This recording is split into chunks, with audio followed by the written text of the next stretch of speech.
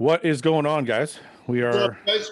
live. Ben, Ian, how are you? Good, man. How you doing? Good. What's going on this week? I'm making a comeback. Yeah. There should be some there should be some music to that. No, listen. Da-da-da. I just want to say this. So me and Ian talked about it before you got on last week, Ben, and then we talked about it a little bit when you were on. And I was totally just like thinking out loud, and everybody in the comment section is like, Fouad's making a comeback. So I don't know. I'm still thinking about it. I just I'm training as if I'm gonna. But it's one of those things where I'm like, I don't think my body's gonna respond the way I want it to. Do you think there's anything that can be done? Ben, you're Mr. Perfect. Do you think if somebody's really perfect at 42, you can overcome age? Dexter's going to overcome his age, right? It will depend on the person. Dexter's a fucking alien. Okay, I tell you, this will back up my point. The more perfect you are, the better chance you have of getting it back. Yeah, but that goes without saying. What I'm saying is, you think when something's kind of gone, do you think you can bring it back? Well, what's gone? Like legs definitely aren't the same size.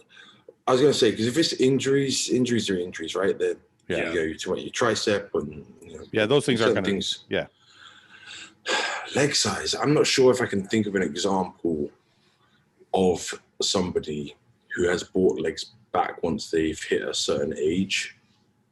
Yeah, they seem to be the first thing to go at the pro level on a physique, right?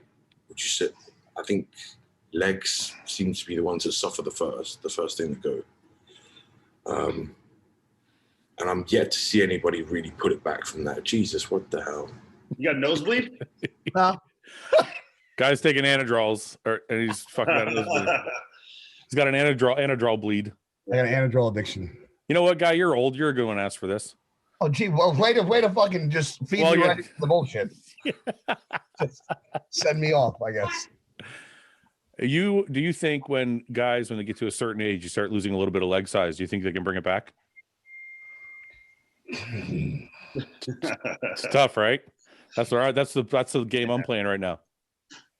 It's like I haven't crossed that bridge with the leg department. Everything else good, I have, but the legs I'm good with. Yeah. Legs are really hard, bro. Just load your legs up with tons of SEOs. You'll be fine. That's a good idea. That's more. Three mills, like right, boom, boom, boom, boom, boom, boom. You know? All the way down my sweep. All the way down. 10 shots per quad. Just You know what's funny Ben, more is better, right? Yeah, exactly. Always more is better. You know what's funny though? When it goes, it's not one spot. It's like just the overall thickness. Why do you think that is? I don't fucking know. I still train just as hard as I ever did, and relatively with the same weights. It doesn't make any fucking sense. So I can't put my finger on it, right? Your joints and stuff, and your knees are a lot more sore now. No, I have I know a lot of people aren't going to know what this is, but it's called Osgood-Schlatter. Yeah, I know what it is. Yeah, Osgood-Schlatter's disease.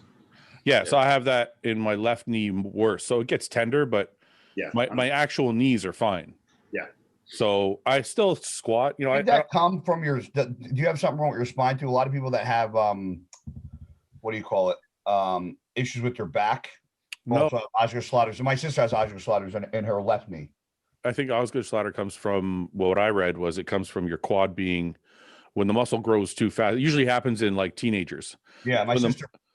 Yeah, when the muscle grows too fast, it starts to pull on the patellar tendon, and then it creates that build up on the top of the tibia. So I think mine started a long time ago when I started bodybuilding, and it's just always been an irritation for me. Yeah, I'm the same. I have on my right knee. It's pretty large, mine. Yeah, mine is too. I looked into a surgery for it, but the recovery time is the same as like if you get your tendon operated on. I'm like, fuck it. Really? I've never had the problem of a muscle growing too fast. I'm still waiting for that problem. Still waiting.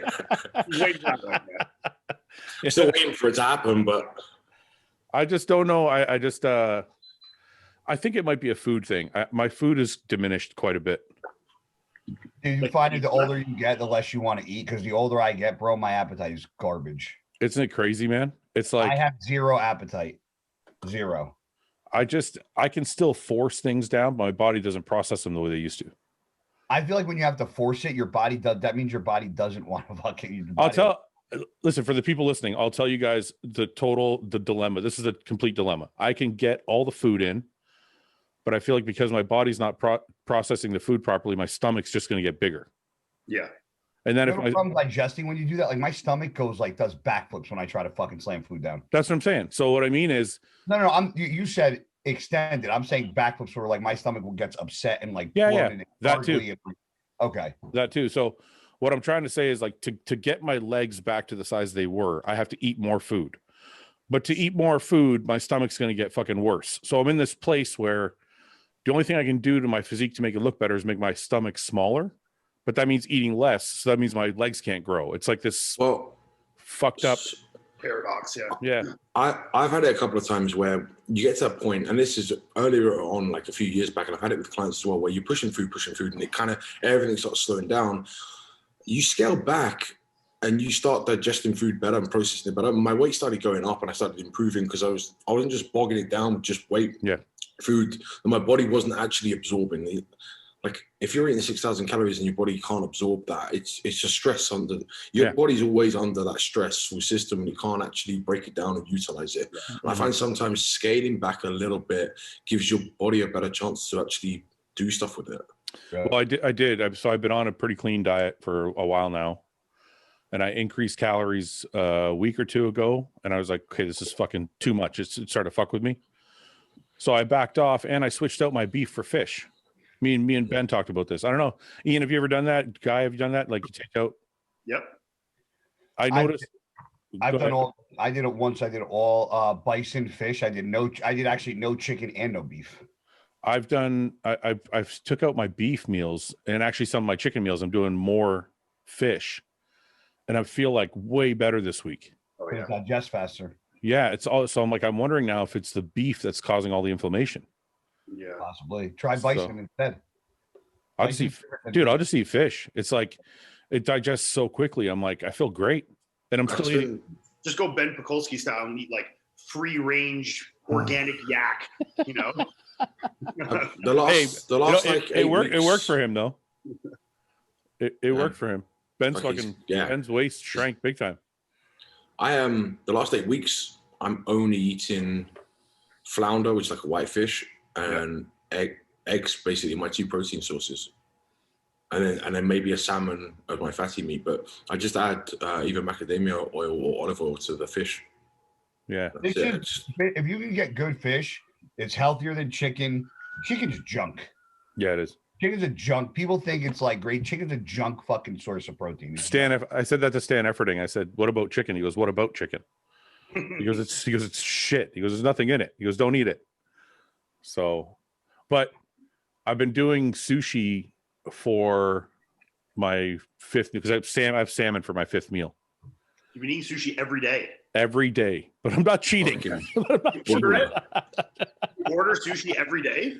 Okay, wait, no, like probably 3 or 4 days last week because I can't eat cooked salmon.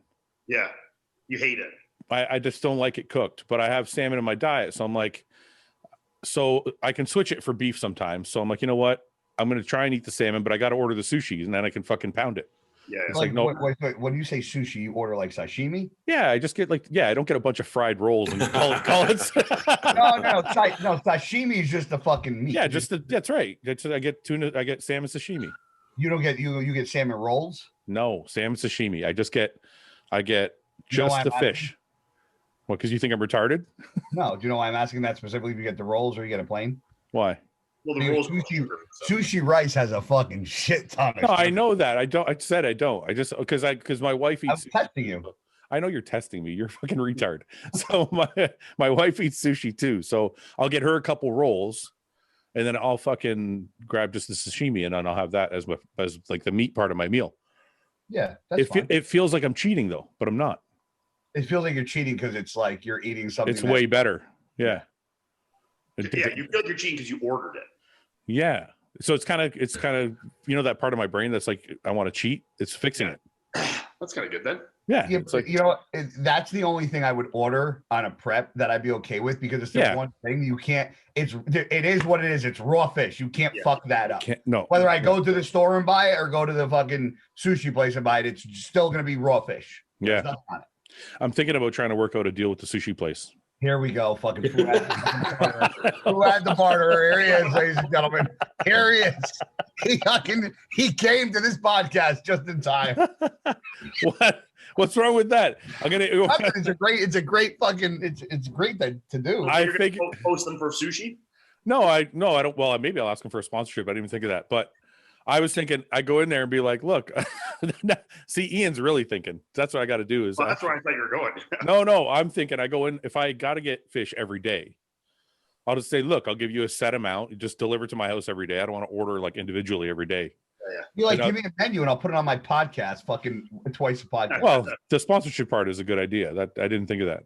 But no, I'm just saying, like, if I buy a month worth, I can pay less and just, have it still come. That way they don't. If you buy a month worth of sushi up front, I want to see that bill.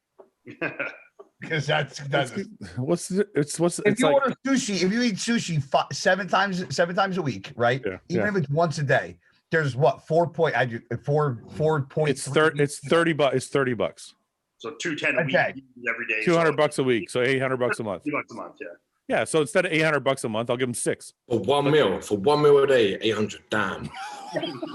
But he's on that yacht money already. No, up them from eating fucking podcast business must be real fucking good, Fouad. Listen. I'm not. First of all, it's not every day, so it won't be 800. Second of all, I'm gonna ask for a discount, so it'll be like 400 a month. He just went from it was 800. He was gonna get discounted to 6. Then he just went to 4 like that. Plus, I'm gonna get sponsored, so it'll be like $100. What would they give you a discount for? Just because you're buying it regularly? Well, because I'm buying in bulk. Because he's Fouad. Because I'm a regular customer every day, right? If they know if they know they have the customer, then I can buy it for less. When I go to Sam's over here, my wife gets those big slabs of salmon, but it says on it sashimi grade. So why don't you just buy that and slice it yourself? Because I don't think they have that at Costco here. Yeah, I don't think they do. And plus, I don't want to put it in the fridge for a week. It's gonna be gross. Yeah. They get it fresh like every day at the fucking sushi place. Or every other day they get like a fucking. I think that's what makes it sushi great. It's like within like 24 a certain amount of time, yeah. Yeah, but I would never buy like a big piece of fucking salmon and then cut a slice off. Use that much of it the first day, and then it just progressively gets worse. Yeah, where a sushi place could buy a huge piece like that and get rid of it in an hour. Yes. Yeah, exactly. It can still maintain the sushi grade even in volume, You know what though? This whole money thing about money, you guys are fucking with me. When I'm not eating clean, I spend more on money when I'm eating out. I spend more money eating out anyways. Oh yeah. Well, that's why I said when we were all talking, I said if it stops him from eating other fast food, it's probably better anyway. So. Yeah. I would spend more money. Like if I'm eating a clean diet, I save way more money than I'm in the off season. I'm eating fucking, Guy, you said you eat shit every night. That means you're probably spending more money eating out. I ate a couple of pieces of frozen pizza in the air fryer last night. Frozen pizza in the air fryer. Fuck, let me tell you something. That sounds so ghetto. Listen, no. Pizza that I had from like last week that I didn't finish, I fucking wrap up in tinfoil, put in the freezer, and in the air fryer, the pizza is better than if you buy it fresh. Like the day I get it from the pizza place, it's good, but taking it from the freezer, putting it in the air fryer is fucking banging. Really? So you freeze. Banging. That sounds disgusting. I swear to. Well, no, I'm not going to throw the pizza out. You never had frozen pizza as a kid, like that you buy them in the store. I just don't. Whatever. If I wrap it in plastic wrap or tinfoil and put it in the freezer. If I order a pizza, I eat the whole thing. Well, first of all, who said I ordered one pizza? That's for starters. Well, how many did you order? 6? What are you talking about? 2 pies. Why? Did you have a party? No, I just fucking I don't like to order slices. I'll order 2 no, pies. he got the second one to wrap up and freeze. Yeah, he got the second one. Just the second one's for later. That's his meal prep right there. First, like a penny's just dropped. He's like, shit, I can buy like multiple in one hit and don't pay the delivery twice. Guy's fucking worse eater than I am. This is great. I finally have somebody on the podcast who's I eat shit at least a couple times a week. My weight goes right down. I'll go 3 days without eating a fucking shit meal. I'll drop 4 pounds. Yeah, it's because you're doing 10,000 reps every workout. No, that changed. You've got to follow bro chat, bro. My stomach just can't handle that. Like if I crappy food once a day, I'd never be able to get my clean food in. It would compound over time. My fucking digestion would be so fucked. I couldn't do that either. That's I noticed actually since I cleaned up my diet, my stomach's gotten better, but since I lowered the calories a bit, but I also I've dropped 10 fucking pounds. So I know what Guy's talking about. Yeah. Like I went from two. Go ahead. Sorry. No, go ahead. I was going to say my appetite has gone to shit in the last 8 days since I went back on cycle. Nothing else changed. We just added gear back in, and my appetite, I can't eat. What are you taking? Test, MVP, and Master on low dose and everything, 300 of everything. Why would that fuck your appetite? Do you know? I know. The diet for the last 16 weeks has been exactly the same. No changes, even when I was in my off phase. And when I came off everything, my appetite went up. So I was pounding, I was clearing through the food. I'm like, fuck, I'm still. And my training went down. So training went down, gear went out. When training went back up and my gear went in. Wait a minute. Like, fuck, I have to wake up 2 hours earlier just to get the meals in now. Yeah, but that just hit me. Maybe, is it possible? I always wonder this sometimes. Is it possible that your training's too hard and it's affecting your appetite? There is a little bit of that, right? When you're talking about like CNS fatigue and there is a little bit of that to it. Because you said nothing changed, but it did. Your training increased, and the gear increased. So it's one of them, right? But the gear you added is not. It shouldn't affect your appetite. Well, so I was taking beforehand. I was fine. Mm-hmm. So I don't know. I'm now having to do like the tricks to try and get my food in. I wake up a little earlier. Yeah. Like you said, I was actually so funny, Ben. You said that. I was actually started setting an alarm this week to get up early because I find that like I didn't sleep and I would just lay in bed till like 9-10 o'clock and then get up and start everything late and then eat late and then be up late to get another meal and then wake up late and then you're in a bad cycle. It's like you have to have one day where you just like cut everything short and get to bed just to get back on a fucking normal cycle. That's my life. I'm like, I always start. I don't usually like. I just ate my first meal right before getting on this podcast. So did I. I was about to eat my first meal, and then Fouad said, "Would you go on the podcast?" Well, go grab your meal. God, you guys will wake up late, huh? I'll eat when I'm done. I usually get up at like between 9 or 10, and then That's like sit on the couch, like check my emails, like drink my aminos and stuff like that, and then either do cardio or eat my breakfast. And then I usually eat my last meal at like 2:30. Yeah.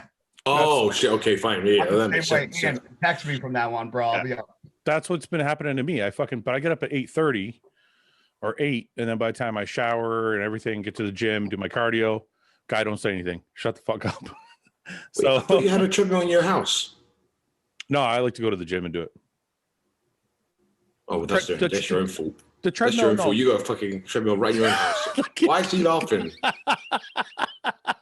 Guy's got an opinion on this one, clearly. Because we already talked about all of this on the other podcast. Guy's mad at me because I shower before the gym, first of all. Oh. That's like a big fucking no-no in Guy's world. He likes Guy likes to go to the gym and smell like shit. So that's not my problem. You're not going to the gym to like fucking go on a date. You're going to the gym to sweat your balls off. Like, I don't understand it. Ben, do you shower? It's like washing your car and going mudding the same day. No, it's not. Ben, if you go to the gym, do you shower first? Do I? Ben or Ian, yeah. Not always. I mean, depends. Like if I feel like I'm like because you gotta be in that good headspace. Like you gotta feel like. Listen, if I smell like shit or like my fucking. Wait a minute, Guy. Stop trying to convince. Just let him finish.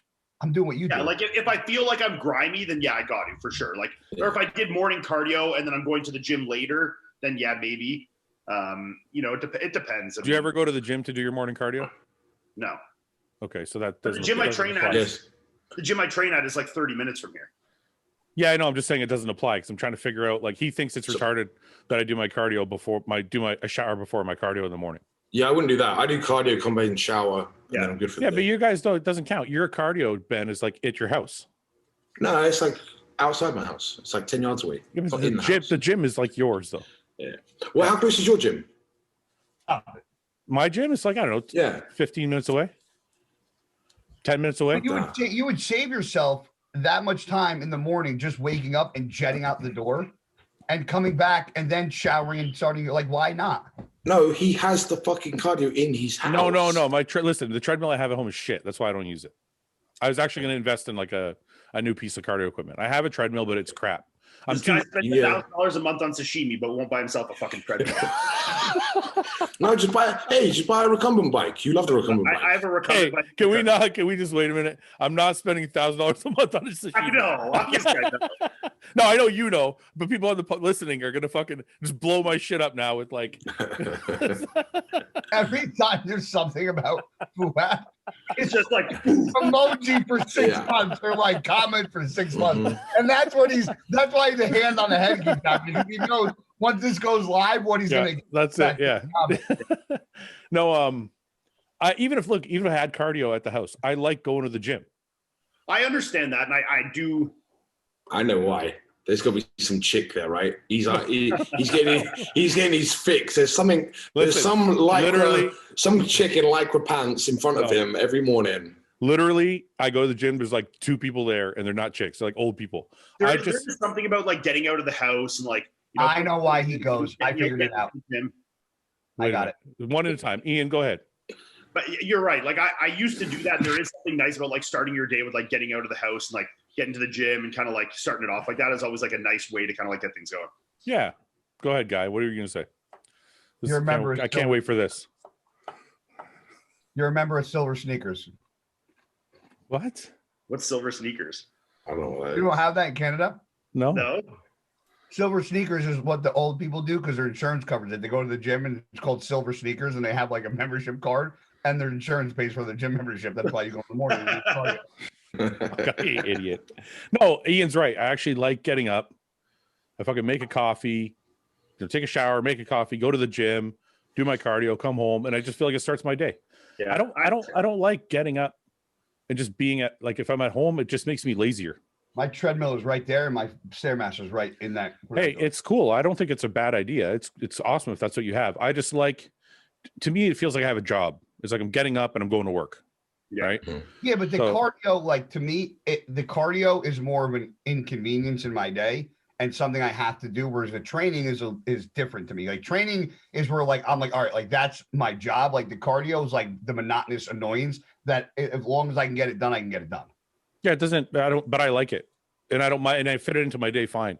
It does. The only thing is, like you guys are right about, is like I'm like Ian. I just ate my first meal at like 11:30, 11 o'clock. So it does set me back a little bit. And then, yeah, you know, I noticed James said a couple times he's been going to sleep and waking up to eat his 6th meal. I do that now. Well, what I do is his 6th meal, because that's crazy. I would think. What do you mean throughout the day? What do you mean that's crazy? What's wrong with having? I thought somebody like James, I looked at him, I thought he'd get 6 meals in no problem throughout the day.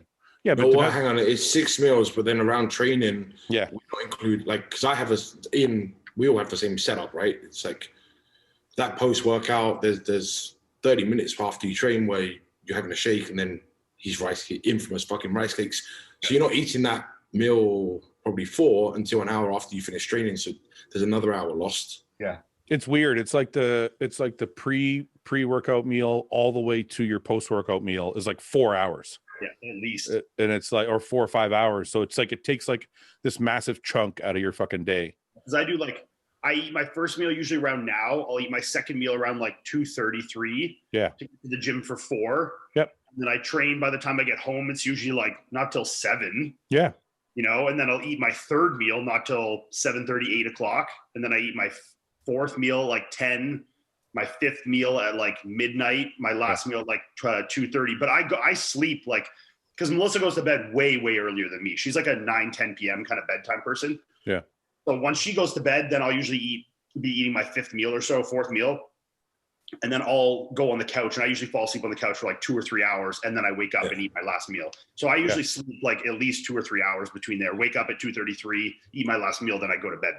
Well, that's exactly why. I do that. Like we get into bed at like 8. I have my 5th meal at 8, and then I'll put an alarm on my watch. We'll put a film on, Yeah. We'll both crash out, and then this thing goes off, and I'm like, get up, and I'll go at 11 and get the last meal and go back to bed properly, turn everything off.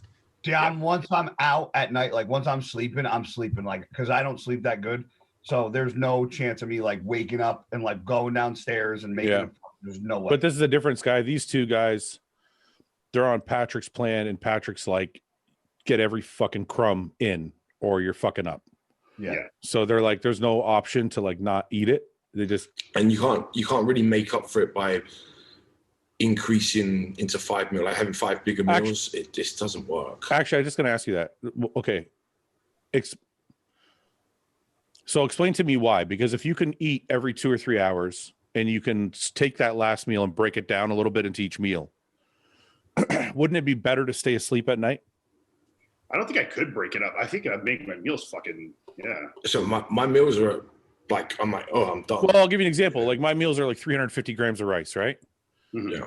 I could probably do 400 if it meant I didn't have to eat the last meal. You might be able to do that for like 1, 2, 3, 4, 5 days, but if you're doing that for 15, 16 weeks, you're going, fuck this. Yeah. And then where do you go from there? When you need to increase from there, what are you going to eat? 500, 600, 700 grams of rice in a meal, you know? When you have division over 6, it's just more opportunities to spread that food through, you know? Yeah, I don't think, like, look, I'm not saying it's the right way to do it. I know that interrupting sleep is also not a great idea either. Mm. Yeah. So I'm like, where is it? Which one's going to benefit you more is what I'm asking. It probably depends what your evil is. Do you have a worse problem sleeping, or B, a worse time getting your food in? Probably. And if you have a chance to nap in the day, then I can nap. Like I said, I get that from 8 till 10. I get that nap in, so I'm not stressing about it. See, for me, getting food in is like more of a thing I don't like, where I have opportunities. Like I could get up, eat. Like usually, if I didn't do the podcast, I'd eat breakfast and I'd go sleep until I eat my second meal before I train. I'd sleep for another 2 hours. Now I'd wake up, I'd cook my second meal, and then I'd go train. And then I'd get home from training, eat 2 meals, and I'd go back to sleep again. Mm. Yeah. So basically, I'm fucking up your day, is what you're saying. Yeah. It's weird though. The last couple of days, and like I'm feeling it today, and I felt it the last couple of days.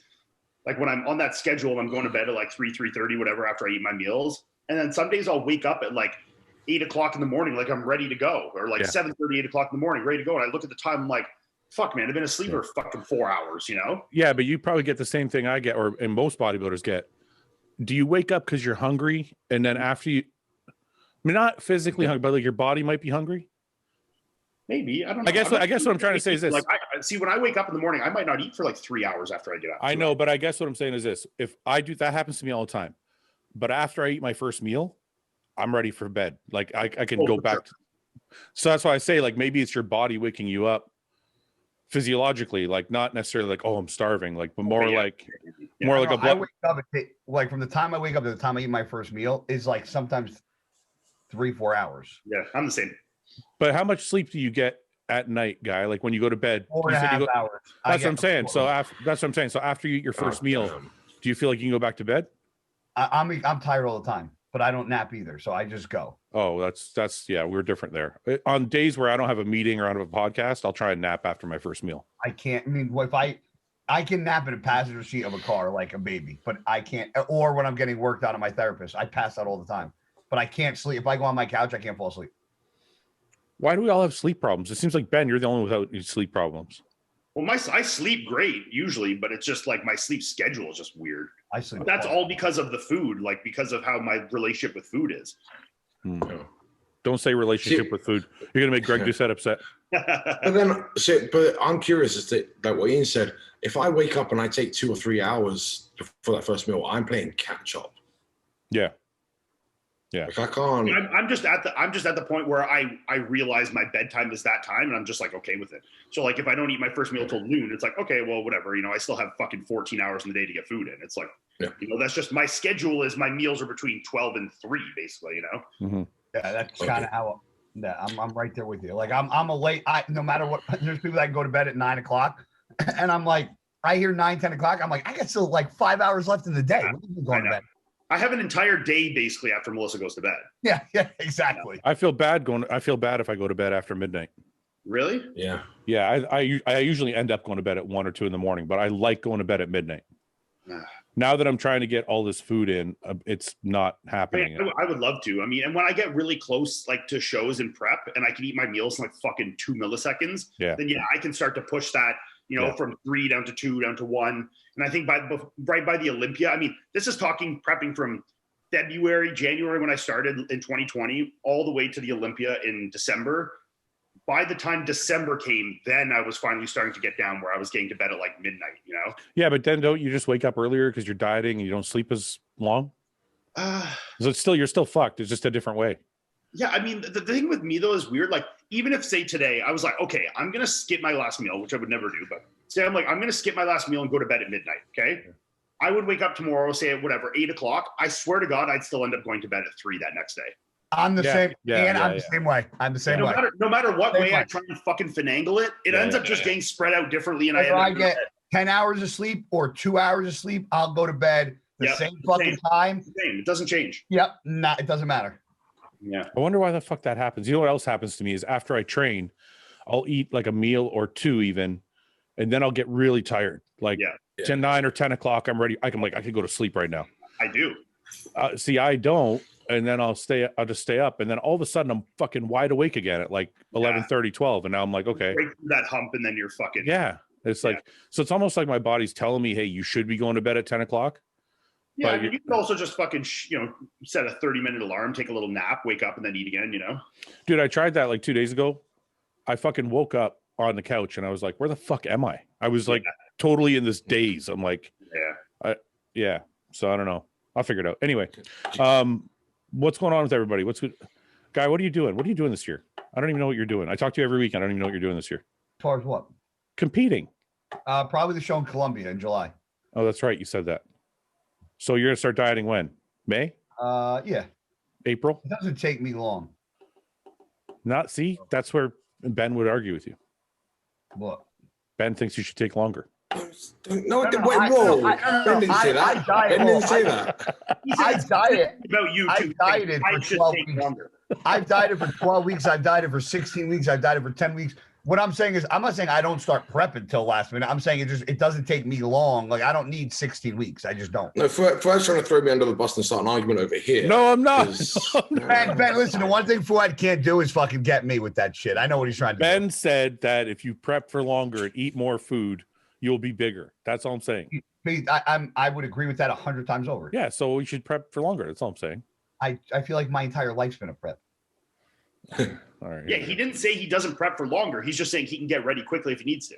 Yeah, like the older I've gotten, the older I get every year, the fucking faster I get in shape, and I don't know why.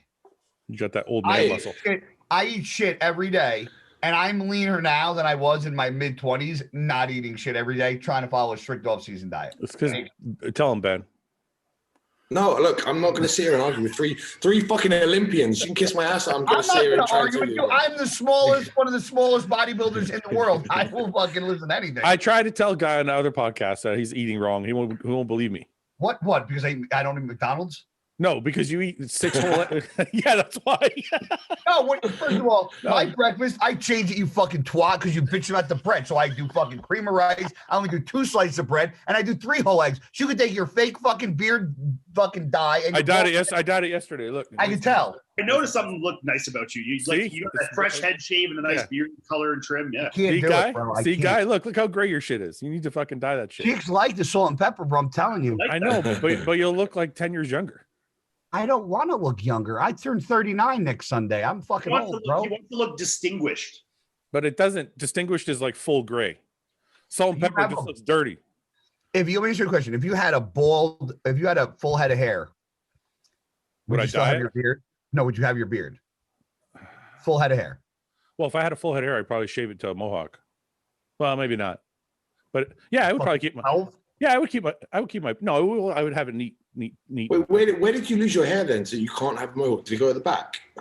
Yeah, I went to the back and then kind of just thinned out everywhere. So it's kind of like, even if I could grow. Because if you lost it here, you could still. You know what? I would still have a beard because I remember, when me and Luke were doing a podcast, I'd be like, that shit looks good, right? He had a nice like top fade and he still had the fucking beard going. Look good. When did beards become such a thing? Because you remember like when I was young, or like, we're talking 15, 20 years ago, like everyone's dad like shaved every day. Like that was like my dad woke up and he was like, part of the routine shave. My dad had facial hair no, I've never seen my dad without facial hair. My dad always had a mustache. Mustache. I was gonna say my dad had a mustache for a bit, and that was like a thing in like the mid 90s. Yeah. You know, the late 90s. But I mean, for the most part, like being clean shaven was like the thing. I had a goatee all through high school and most of university.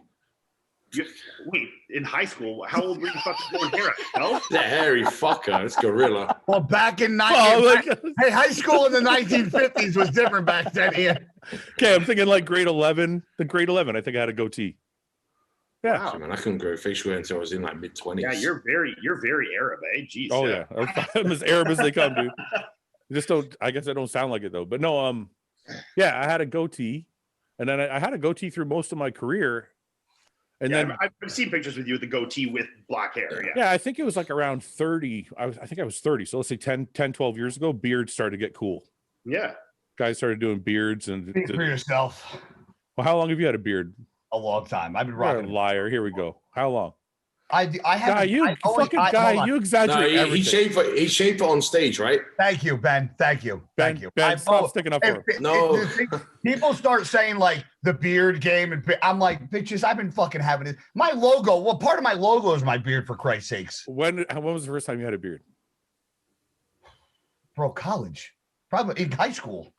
Yeah, but how long did you keep it for? Like, you had it and I always have facial hair. Bro, you see me after a show, I'll keep it clean shaven, then eventually just grow my beard right back.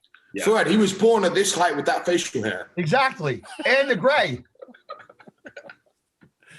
Okay, so you're not gonna diet. I can't convince you. Hey, listen, you've convinced me of some things in life, but that one. The last two shows I didn't even shave my beard. New York and the If one more person says I'm starting to look like Fouad's little brother, I'm gonna fucking slit my own wrist. So far, we've changed your training. We changed your coach. Now we changed. Oh, no. Oh, my coach. Yeah, man. Change your diet. We changed your apparel, the what you wear to the gym. Thank Gaff for that. Well, you changed the type of pants you wear. Well, I just dropped Atomic, so now I got to find shoes to wear with fucking Chucks. Chucks. No, I can't. I can't. You want to know why? Because I wear a 10.5, and Chucks, because I'm short, make me feel like a clown. Get the all black ones. Guy, you're the only other. Oh, actually, Sean has got those. We've got those Under Armour basketball. Would you wear those? I have those, but do they look? Will they look funny with fucking yes joggers? Yeah, they'll look horrible with the get a good pair of like Metcons or something, man. I like the ones Ian has. The fucking. I just got these. You want to see these? One sec. Are they the white ones with the gumdrop bottom? Look at you, the gumdrop. Look at you dropping some knowledge on the two heads. I'm just saying that's what it's called. I just got these. No, I like the white ones better. Those are cool though. I like those. Those Nikes? Yeah, they're LeBrons. Yeah. Yeah, they're nice. Oh yeah, these are the ones I wear every day. Yeah, I like the white ones that you wear. I can't wear white shoes though; they get fucking ruined. These ones. Those I like. Yeah. These ones too. On the tongue, they say Olympia, and then the other one says 2020. Oh, you had them like Ian, let me see the bottom of those. They're flat, completely flat. Yeah, huh? That's why I like those.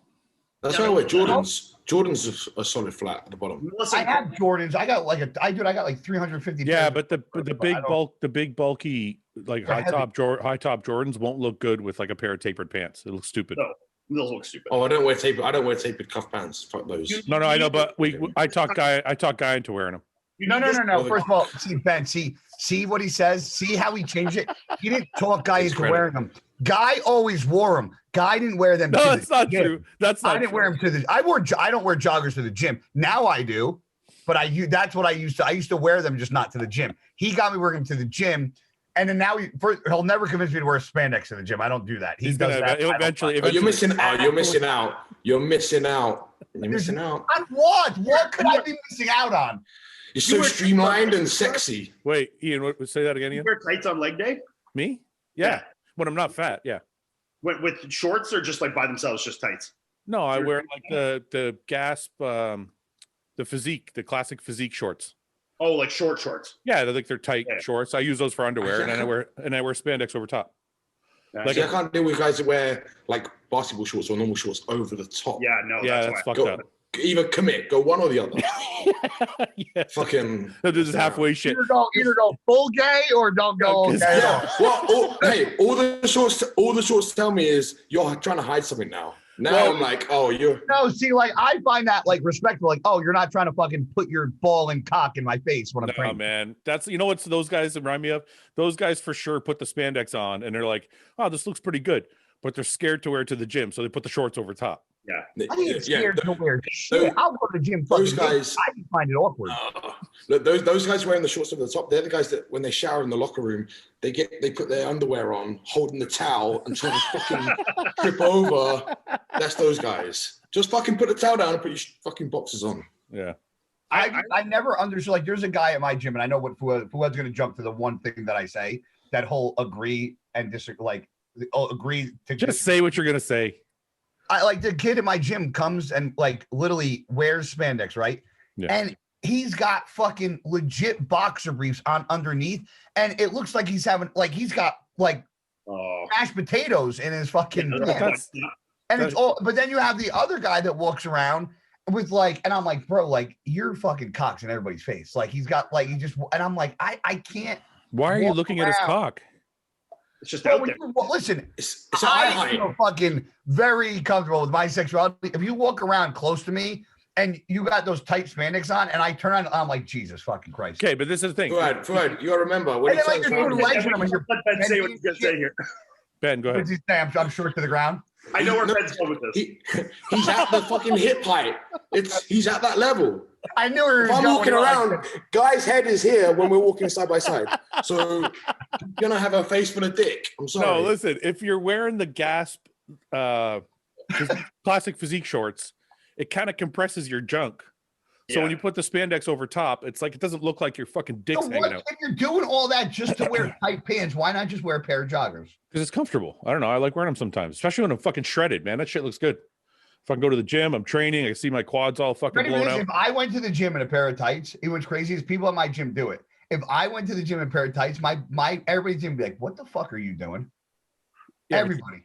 Yeah, but then I'll even do it one day and just film it just to see the reaction I get. People be like, "What the fuck are you?" No, doing? see, now you're using an excuse. You want to do it, and now you're no, like, no. I'll never rock that. Fucking absolutely not. Don't ever say never. The all closest I've ever came. I have spandex. I'll wear them, but I wear pants over them. You won't even see them on me. Like compression. Ian, what about Ian? What about you? You don't wear spandex?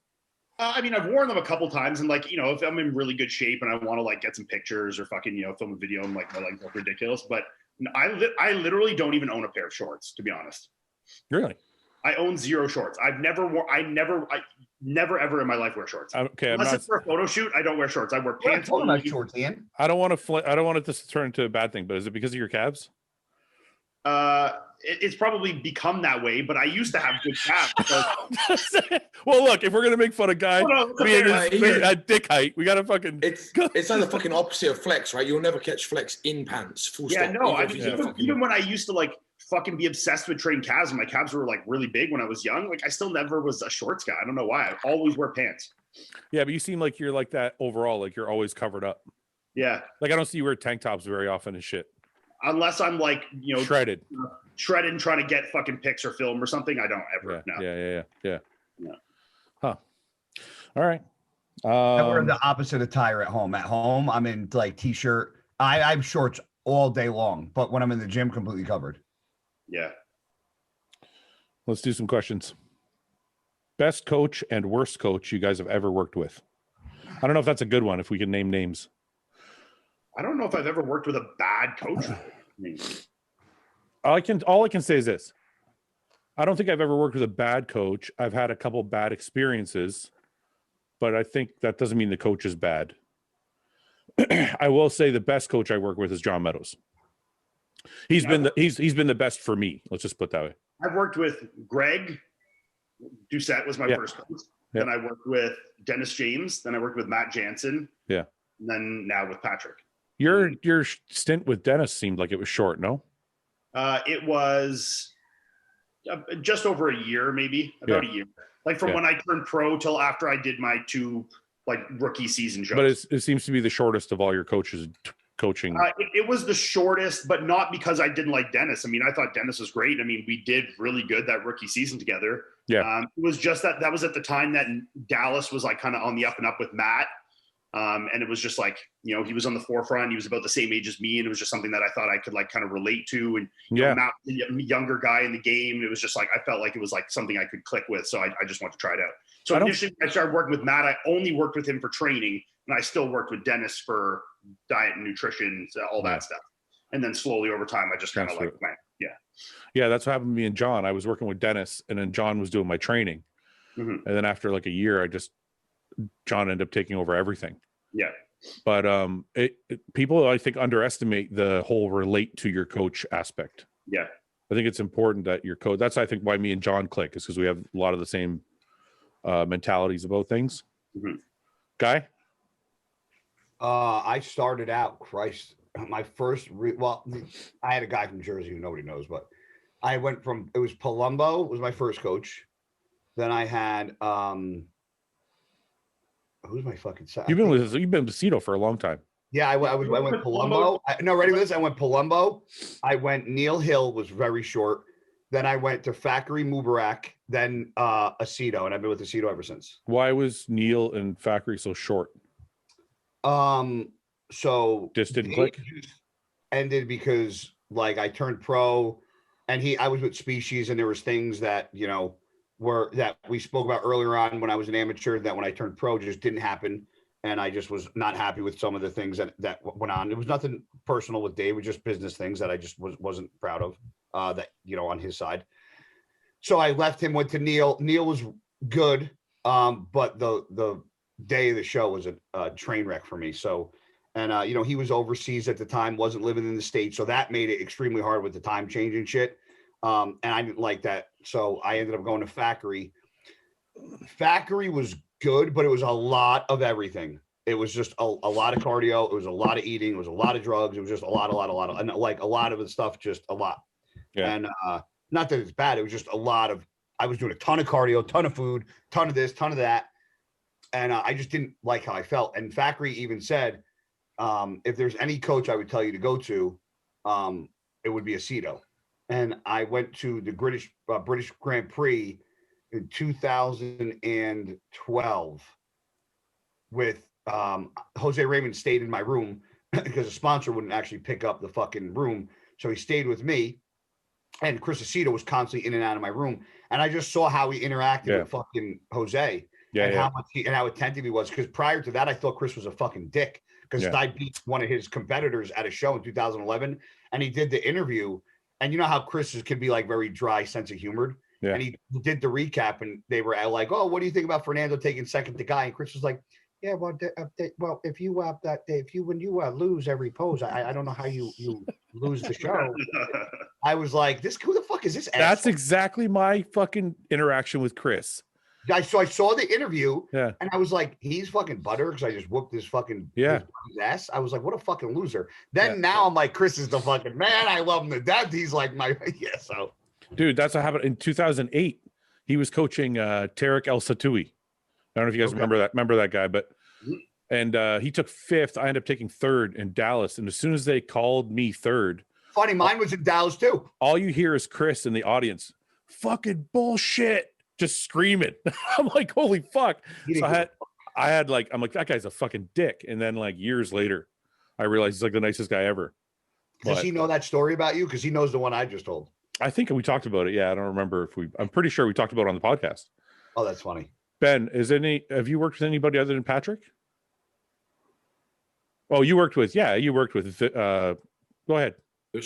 I did Milos, Skip Hill, and well, technically, Matt Buzzcott looked after me under John Meadows when I first went. Yeah, what about what's his name too? From New York. What's his name? Why is it eluding me right now? Phil. Viz. Yeah. So what's and you work with Justin Harris briefly too. You work with everybody. God. You're just a coach whore. I am. What and I'm not gonna speak badly about any of them. Well, no, I don't think that's a good idea. But who so far has Patrick been the best so far? I'd say so. Yeah, I feel the most confident with him. I think that's a major part of how your physique will look is how confident you are in your coach. Yeah, I think. Yeah, I used to say that you have to, if your coach is not on a pedestal in some way, or if you don't look at him like a mentor, you're probably not going to fucking do what he tells you to do. Yeah, especially when you're deep in that. You know when you're deep in and you're starting questioning things. Yep. And you're convinced. Oh, I know fucking better. I know my body better than this guy. That's the dangerous. Yeah, that's what I mean by having him on a pedestal. Is like, that's what happened when I work with Chad, when I work with Hani, when I work with John. I always put them like on I elevated them in my mind. Yeah. So if they were like, do this or that, even if I didn't look the way I want to look, I would do it anyway, just because I'm like, they know more than I do. Yeah. Yeah. So if you don't, that's for I've sure. done that a few times, and that's backfired though. What is done what they've said? I've done things that a coach has told me, and I'm not going to say who, but I've done things that a coach told me to do, and I was like, and like before a show, and I'm like, I don't fucking think this is a fucking good idea, and I've never done this, and I don't think it's right, and I've done it anyway, because in my head, I'm like, you have to listen to your coach, because he's your fucking coach, and if you don't do it, and you don't place well, then you're gonna be like, I should have done this, but I'm like, the logical part of me is like, that's not what you should be doing, you idiot, and you know you're not supposed to be doing it, but I do it anyway.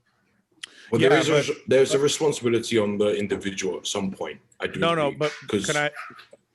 Okay, I agree, but the way I see it is like this.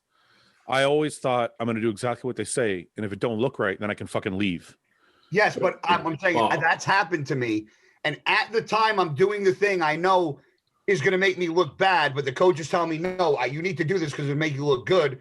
I do that, but I have the part of me going, you're doing it, but you know you're not going to look good, so don't do it. But I do it anyway, because if I don't, I'm going to have the fucking weight of I didn't listen 100% to my coach, so I don't know how I would have looked. That's right. So that always weighs more than the logic part of me. Go ahead, Ben. So the look part of things, I understand, but I don't think that's the risk. The risk is you put yourself in fucking hospital doing some of this dangerous shit. No. Wait a minute. I'm not talking. No, I know. So I'm saying, like, I agree with Fouad. It was like, do what you need to do, follow the coach's plan. But at the point where, I mean, look, diuretics can be fucking deadly, right? Okay, but wait, can I preface what I was saying is not about drugs. Mine either. If you have a limit to your drugs, then you should tell your coach, look, I don't want to do this or that. And if it's a good coach, you can probably figure out a way around it. Yes. But I was talking more about food and shit. Like, because some people will be like, oh, I'm not fucking full enough, or I'm not fucking, I'm flat, or I agree with you on that. If it's a cardio decision, if it's a carbohydrate, they're doing, I'm going to do too much cardio, I'm doing too much of this, I'm not eating enough food. Yeah. I think you stick through the coach because they have an end goal, and you hope that's the whole point. You can only find out if they know what they're doing by going through, and if you're actually doing what they say, that's right, and it doesn't work out, then you know. Yeah. But that's where I'm going to caveat it with, and I think Iain, we've spoken about this before, where at some point you have to take ownership of, I'm a day out, I feel like death, and he's telling me to take a Lasix. At that point you go, you have to have a safety net in your head that says stop. Yeah. I did what Guy's talking about once. I won't name the coach, but 2014 at the Arnold's, the guy was like, drink 4 liters of water the day before the Arnold's. Oh yeah, we talked about this. Yeah, we talked about this. And I've never done that. And I had a very similar experience with a coach. Yeah. And a lot when I talk about my decisions making, it's usually a couple days or the day before or the night of a show. It's not earlier on in my prep. It's the last couple hours or the last day where I'm doing things that like I know I shouldn't do because I know I've done this long enough to know what I look like when I do certain things. Yeah. But then your coach, you're like, what is he seeing that I'm not seeing? That's right. My coach. Yeah. Yeah. Wow. 20 minutes on one question. That's not good. What would be the first thing you would ask The Rock or Mike Tyson? Do you know who Fouad is? What? I'd ask The Rock, do you know who Fouad? Have you met my friend Fouad? He would say yes. The Rock does know who I am, actually. He does. Oh, he does? Yeah, because I remember this was like one of the highlights of my life because of The Rock. So when I used to write blogs for Flex and then on my own personal website, I don't know if he actually read them, but I think I remember I used to post the links on Twitter. I can't remember what I posted or something like that, but he posted, I enjoy your writings or something like that. And I fucking ran to my wife and I'm like, look, The Rock fucking reads my shit. So I don't know if he's just full of shit or what it was. That was an actual bot back then. No, it was really him. I swear to God. I think. I hope. Tell yourself that for sure. It was, I think. I think The Rock knows who we are. He follows bodybuilding. Yeah. Right? I think he knows more than who like the very, very, very top guys are. No? Yeah, he's been to shows. Does The Rock know who Ian is? No. I think he does. I think he follows. I think he watches the Olympia. He would know. Yeah. I don't think he watches like. Shaq's always there. What's that? Shaq's always there. Does you think Shaq knows who you are? No. Shaq and Chris will DM each other though. Chris Bumstead? Yeah. No, they don't. 100%. What does Shaq's DM to Chris look like? Babe, do you remember what Shaq was DMing to your brother? Is it like imagine if it's a dick picture? He's like, you ain't got shit on this. What Shaq was DMing to your brother? He's like, you might be good looking, but I got this. Yeah. He got 6 foot. Yeah, that's what it was. He said something about like messaging Chris, like responding to a story or something, saying that he needs to get on your level or something. And Chris was like, "Well, come down. We'll fucking put you through the ropes," kind of thing. Oh, that's pretty fucking sweet. Shaq makes jokes about him being better looking than Chris and that kind of stuff. That's fucking hilarious. You made it when Shaq's fucking around with you every day. Yeah. Or whatever. Shaq was there at this year's Olympia, right? And last year's. Chris won the last two, so he knows who Chris is. Yeah, I know. I just didn't think. It's weird. It's like I know he's there, but I didn't think he cared.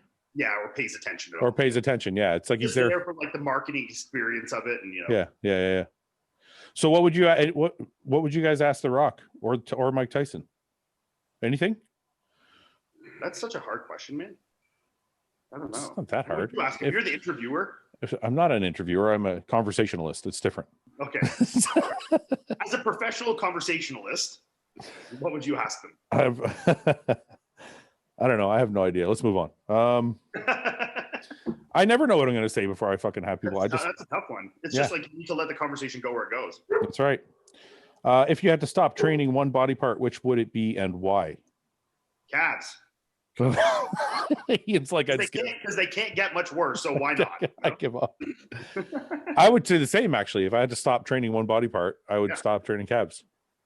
Because I've been killing them for 20 years and they're not awesome. So I'm like, fuck it. I'd stop training legs. Just legs as a whole. Why? Jesus. What's wrong with you? Your fucking nicknames. My legs are good. My legs are good. I've had knee surgery. I've had fucking 3 herniated discs in my back, and my legs can stay the same and not get worse. I'm good with not training fucking legs ever. No, but it's not saying that. It's saying like it doesn't mean you won't get worse. It's saying if you had to stop training one body part, stop training one, it will regress. It will regress. It will regress. Oh, yeah. I thought like you would stop training it, and it is what it is now. Your fucking nickname's Quadro. You're like, I don't want to train legs anymore. Dude, I got a bad back and bad knees. I fucking still thought it was staying the same. Oh, you saw the videos of me squatting fucking five plates. Like I can still. Well, on a Smith machine. I do that for my fucking back, bro. I can't. The barbell kills my back. I'm just fucking triggering you. Fucking shut up. Listen, when we go to flexes, you can put as much as you want on the Smith machine. You are a better squatter than I am. I'm fucking with you. Relax. It's crazy, man. When I put up videos, like I've been like doing a lot of stuff on the Smith lately, and I'll even put up a video of me squatting like 5 plates for like fucking 20 reps. I know. It's not a squat to them. And then people will be like, why are you doing it on the Smith machine? I'm like, if I did 100 reps, you'd still ask me why I'm doing this on the fucking Smith machine. I don't know. I do the Smith machine squat for one reason. It's because the load bearing on my lower back is nowhere near what it is on a barbell. And if people think that that's a fucking pussy mistake, have 3 herniated discs and fucking all the pain that we do at our age from doing what we've done for this long, and then you put the weight on your back and fucking. I got significantly more leg development out of Smith squatting than I ever did out of barbell squatting. Can I just say 2 things? One, it may be easier, but it doesn't mean it's easy because I use Smith machine and free, and I still 5 plates is still hard for me on a Smith machine. Like I'm still like holy, like I don't know what you did it for like 20 reps or some shit, guy. Oh, him. Yeah, guy did like 20 reps with the fucking 5 plates on the Smith machine, I think, right? I've done 5 plates for 20 reps. No, that last video you posted, wasn't it like 20 reps? No, there was only like 10, 12. Oh, okay. Anyway, the point is it would be fucking hard for me. Like it's not easy. Yeah. And the second thing is if I could pick one piece of fucking equipment in a gym to have, it would be a Smith machine. Yeah. Like if I had to pick a machine, that would be the one I would pick. You say it's easier, but for me, I can squat almost the exact same on both. Like that 5 plates for 18 reps on the Smith, I could 100% do that on a barbell. It's just, I guess and I don't get as much out of it. It's just no point for me. Yeah, I guess I don't mean it's easier. Like the weight is lighter. It's going to be easier, of course. You're not stabilizing it. That's why. It's assisted in that motion, but I mean, you know what reminds me, Ian? It's like, do you ever see the monolifts guys use at like a gym for like powerlifting? Yeah. Like I can't get in a monolift and just squat for some reason. Like I have to step one way or another. Yep. In a Smith machine, I still step, but I don't have to move the bar. If that makes sense. So I'm moving my feet, but the bar is not moving on my back. So I can like get myself set with my feet and just squat. Whereas like a monolift, even after they take the weight, I feel like I still need to take steps forward or backward to get set. How I squat on the Smith, I squat with my feet like way behind me. I noticed that actually, Ian. Don't you actually that exact video is the one I was watching, and I'm like, yeah, that's 5. That's the 5 for 18. Yeah. I know, but I'm like, doesn't that bother your knees with your feet that far back? No, man. And it's so, I feel so much more quad. And my back feels good like that. Like it's really good. The only thing is obviously your ankle mobility has to be good enough to support that, or you're going to fuck your back up. But that's why. But no, I mean, I do that intentionally. And that's the one thing you can't do with barbell is obviously you can't step your feet behind you when you're fucking, they're under you, you know?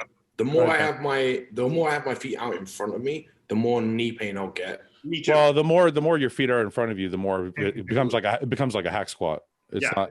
So no, I understand. I understand having my feet.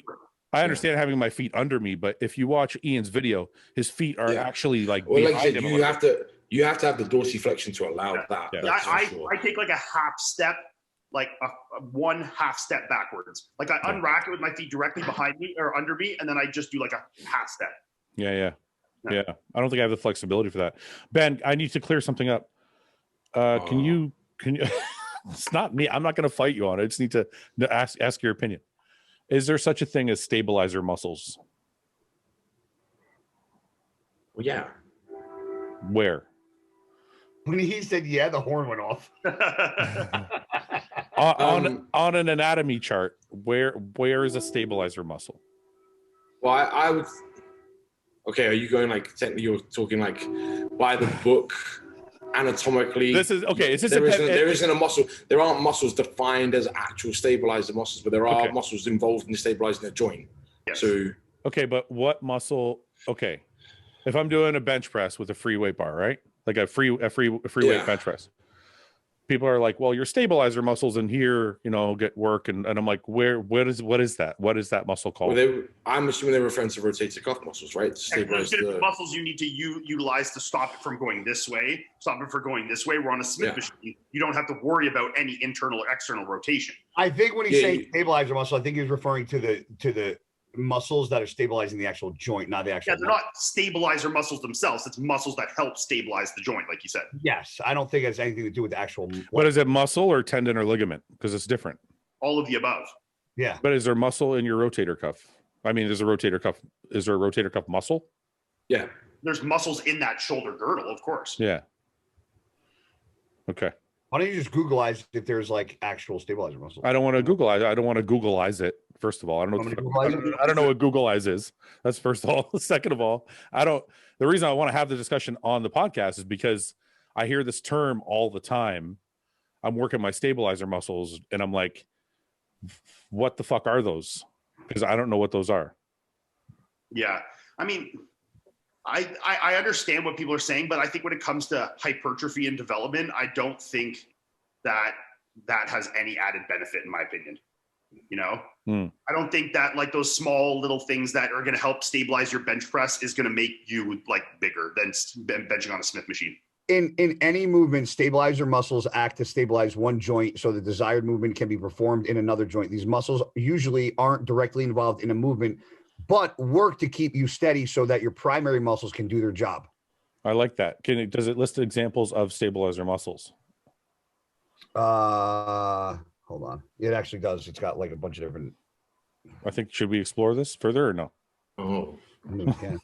That's a mute point. Okay. All right. No, I just wanted to know. I wanted to know the professional opinion on it. going It back says to like your where- transversus abdominis, your diaphragm. It says the muscles of the pelvic floor. Like those are all like they're listing. Well, those I would consider stable. Yes, those. They're listing. Oh, here's one in your shoulder. Your acromion. They're saying your infraspinatus, your teres minor. Interesting. So your supraspinatus, bicep tendon. Like they're saying those are all around the shoulder joint. Small and connected muscles around there. Yeah. Okay, I like that. All right, cleared that up. But I think to Ian's point, where people were slamming him for squatting in a Smith machine, and I don't know, you might disagree. I wouldn't build, as long as they were healthy and could squat, I wouldn't build somebody's physique in a Smith. Absolutely, I at agree. the beginning. Oh, But you're talking about a guy that just got sent to the Olympia that weighs 285 pounds or 290 pounds. The bulk is there. Like he doesn't need to be. He's not building mass now. He doesn't need to build his physique. He needs to refine his physique and using machines. You'll find that I find this as well. Like the more advanced somebody becomes, machine work becomes a lot better for developing a physique specifically for bodybuilding on stage. I agree with you 100%. And we should preface this because I don't want everyone that follows me to think that just because I do it or, or Guy does it or anyone that Smith machining is necessarily the best option. I'm saying for me, it is the best option. I've been bodybuilding for 12 years, even though I'm young, I've still been doing this for well over a decade. And I did build the majority of where I am up to now by barbell squatting. I agree. If you're healthy and you got good joints, you should be squatting, fucking barbell benching, doing all the fucking core lifts. Like if I was healthy now, I probably would be doing it. Would I be barbell squat as much? Probably not, because I'm fucking damn near 39. But if you're a healthy bodybuilder that's trying to be whatever, and you have healthy joints, you don't have anything holding you back, then you absolutely should be under a barbell in a squat rack, bench pressing. Like those are core things that I believe that a lot of people don't do anymore because they're afraid of. But if you're healthy, you should be doing all that shit. Yeah. Most underrated bodybuilder of all time, or somebody who or do you say? Nothing. Underrated. Underrated. Yes, underrated. We can elevate somebody. Yeah. That's what we want. Who's the most underrated bodybuilder of all time? Somebody who's fucking awesome but never got the props they deserved. The fucking Puerto Rican guy, Gustavo Bedell. Fucking Gustavo, most underrated guy for sure. He wasn't overrated. He took like third at the Olympia. Or underrated. Did he like beat Ronnie in that fucking? That's what I'm saying. Like underrated because he's accomplished all this shit and had that physique, but fucking 99% of people have no fucking idea who Gustavo Bedell is. You know what? That's a really good point. Can I ask you guys something? Well, you just said the Puerto Rican, and I said Gustavo Bedell like that. Is it? Yeah. Is it his fault though? I mean, it's hard to say. Because think about it. He was sponsored by Muscle Tech because I was on the team with him at the time. And he had a fuckload of ads with his name on it and everything. And people still didn't know him. So at that point, okay, is it society's fault or the bodybuilding community's fault? Or is it his fault for not capitalizing on his spotlight? But I'm not saying either. I'm not saying it's anybody. No, I know. I'm just saying that his level of like knownness and like fame and like when people talk about good bodybuilding stuff, his name so infrequently comes up in the conversation compared to how good he was as a bodybuilder. Well, what I'm saying is competitively he wasn't underrated because the judges gave him really good placings for all the shows. I'm not saying from the judges. I'm saying I know. from the consensus. I know, but that's where my second question comes into play. And I know I'm not saying you're wrong. I'm asking why. So let's assume that you're right. He's underrated in the bodybuilding industry. Mm-hmm. What does an athlete have to do to not be underrated if they're already winning shows and they're sponsored by the biggest company in the fucking industry?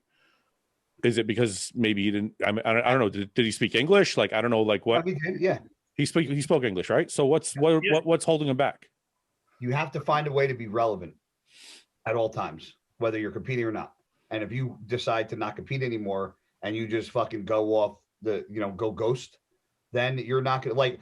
There's a lot of good bodybuilders. There's a lot of people that have won. There's a lot of two guys that I know that have won Arnold's or Olympias. That if you don't keep yourself relevant, especially in in a society where this is the most important thing that we fucking keep on ourselves over our wallet and everything else, if you can't keep yourself fucking relevant with that, then you're going to fall off the face of the earth, especially how fast technology is turning over. Unfortunately, if you can't do that, then you're going to lose traction fast. I guess I'm asking the question for people watching that are coming up, that are competitors or that want to be influencers or whatever you want to call it. Why is somebody who's so fucking good, has such an awesome physique, has the placings, has the sponsorship, is in all the ads, like Ian said, not talked about? He was talked about briefly at the time, but it was still never. You have to, as a bodybuilder. No. But you're saying after you're saying he fell off the face of the earth. I'm saying while he was competing, Ian's right. Even at that time, he still wasn't really like on the tip of everybody's tongue, right? I think back then everybody knew who Gustavo Bedell was, but because when I was coming up back then, he was coming up. Everybody knew he was in the Olympia multiple years in a row and fighting for fucking, going against the top. Okay, let me ask Ian more specific. I think more the guys, people coming up now wouldn't know who he is. That's what I'm saying. Yes. Oh, so you're saying in the history of bodybuilding, his name hasn't kind of lasted the test of time. His name hasn't lasted compared to some guys who had similar career trajectories. Yeah. Like if you think guys back to the 90s that had maybe similar careers, I mean, like who's someone we could put Chris Cormier or something. Yeah. I'm really going to say Chris Cormier, or even like a Marcus Rule. Yeah. I mean, he was probably more successful than Marcus Rule. Like everyone knows Marcus. Obviously, Marcus got the free factor, so that's different. That is a little more internalized. But yeah, Chris Cormier, perfect example. Guy that won a few shows, was up in the top 6, 8 at the Olympia consistently, but never won. Yep. Beat some of the top guys a few times. Very similar to Gustavo, but everyone knows Chris Cormier. Yeah, that's interesting. But I think that then in that scenario, Guy's right. It's because Chris is still around. He's trying to coach people. He's doing documentaries. He's on Instagram. Yeah.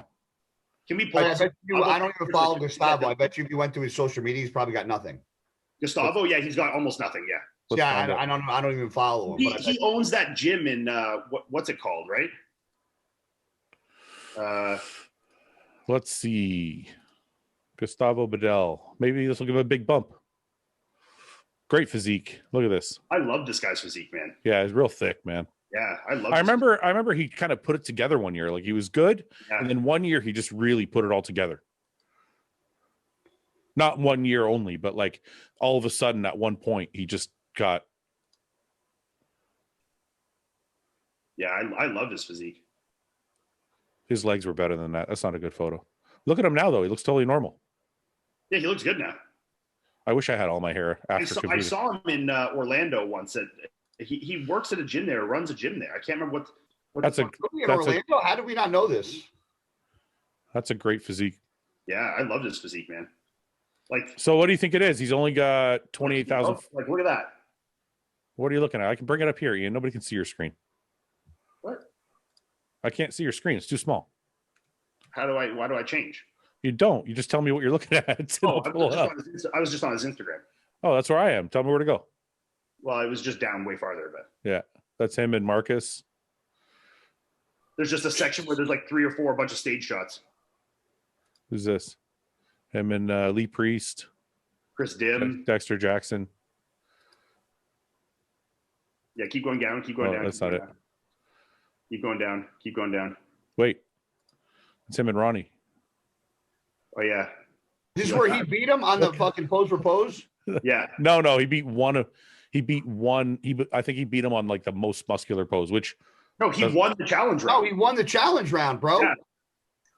Well, that's ridiculous. No, because you got to pick the pose. So it was like, he was smart and did it right, and he won the challenge round, man. Yeah, but what? I don't get it. This might be the one he did. I don't get how he won. Like Ronnie, because each competitor got to go against somebody and get to pick their pose. I know, but there's no scenario in which Gustavo beats Ronnie here. Yeah, but like if he picked picked him on like a fucking abs and thighs or something. I can't even remember what the shots he picked. I don't know if he won all the ones against Ronnie, but I think as a whole he ended up winning more and then had the more points and won the challenge round. I mean, like, look at these poses. There's not it's not even close.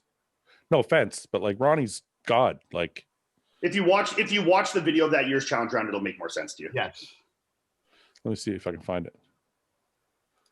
It's on YouTube, yeah. 2005.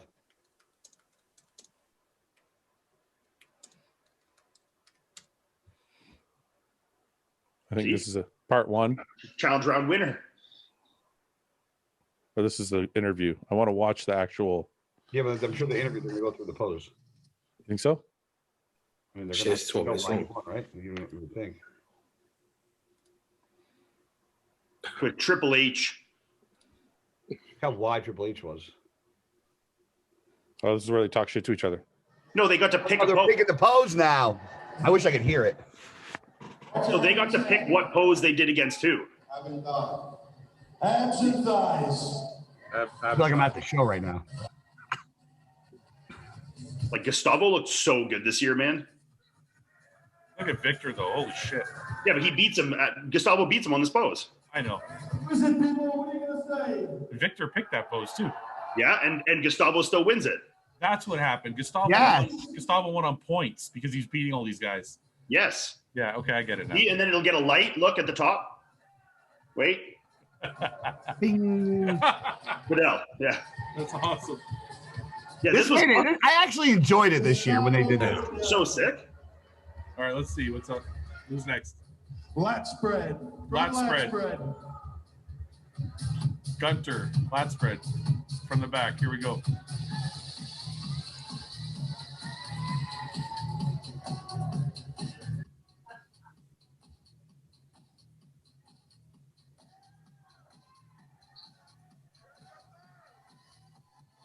I give that to Gustavo as well.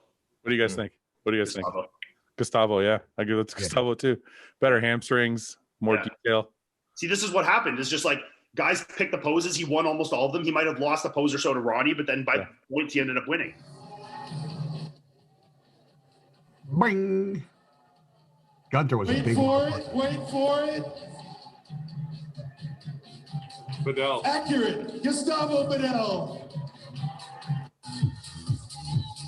God, Jay looked crazy this year. Yeah. Fuck. What do you guys think? They're gonna do, I think they're gonna do a most muscular, I think. Here we go. Abs and thighs are most muscular. Yeah. Most muscular. What do you guys think?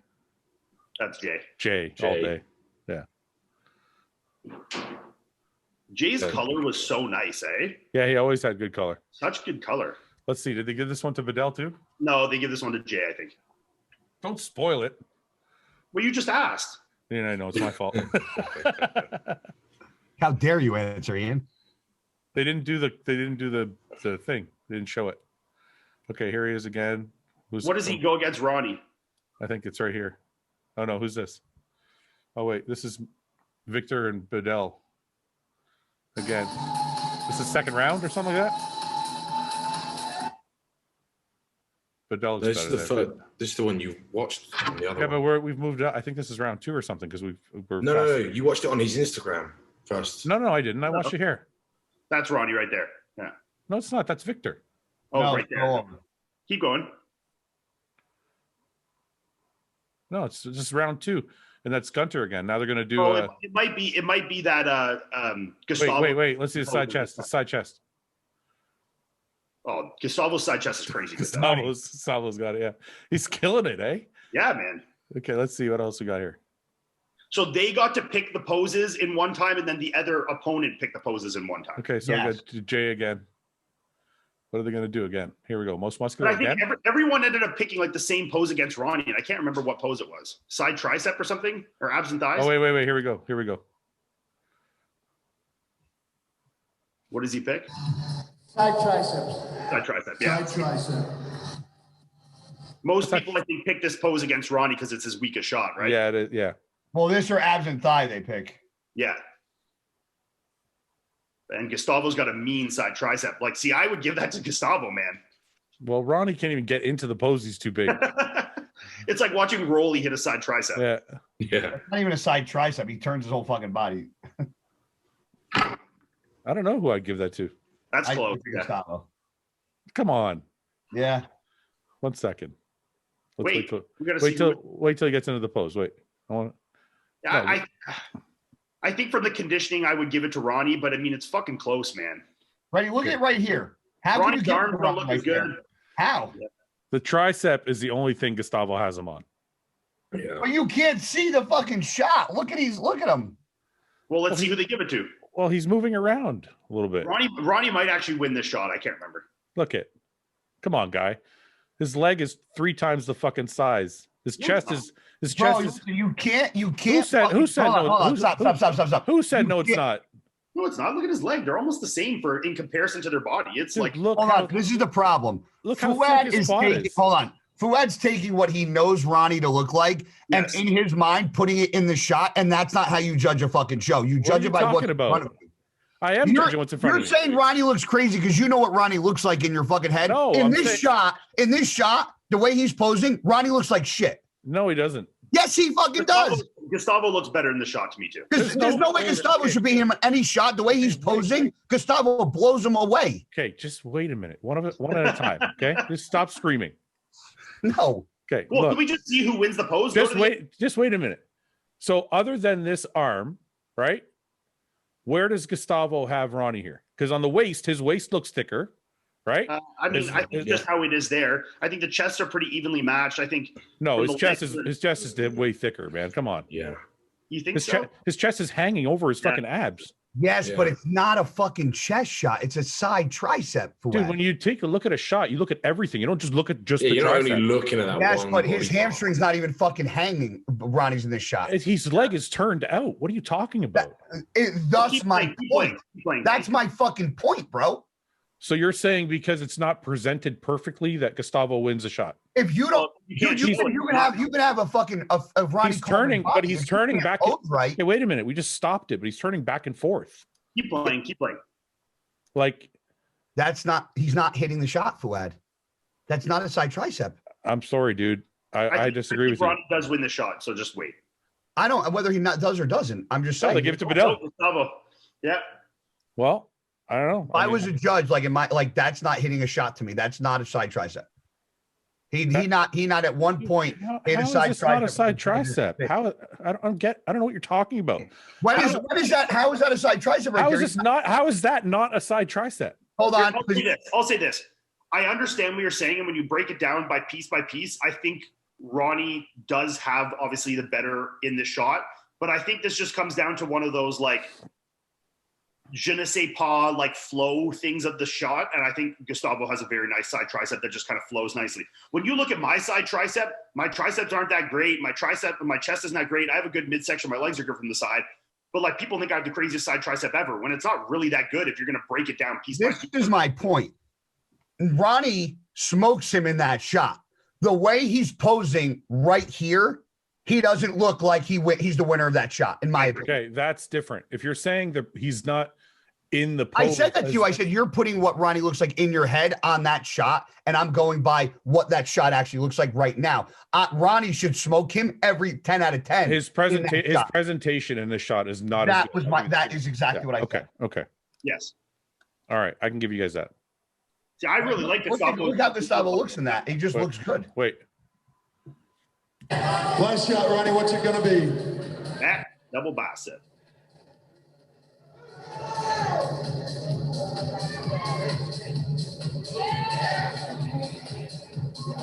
Yeah, go ahead. Rear double bicep. Was Ronnie nervous? You see Gustavo's face when he called rear double bicep. You know you're losing that one. Yeah. Look at this. Yeah, I mean that's just a whole. What the fuck? I mean, Gustavo's back is actually really good. It's just his glutes and hamstrings are not nearly where Ronnie's No.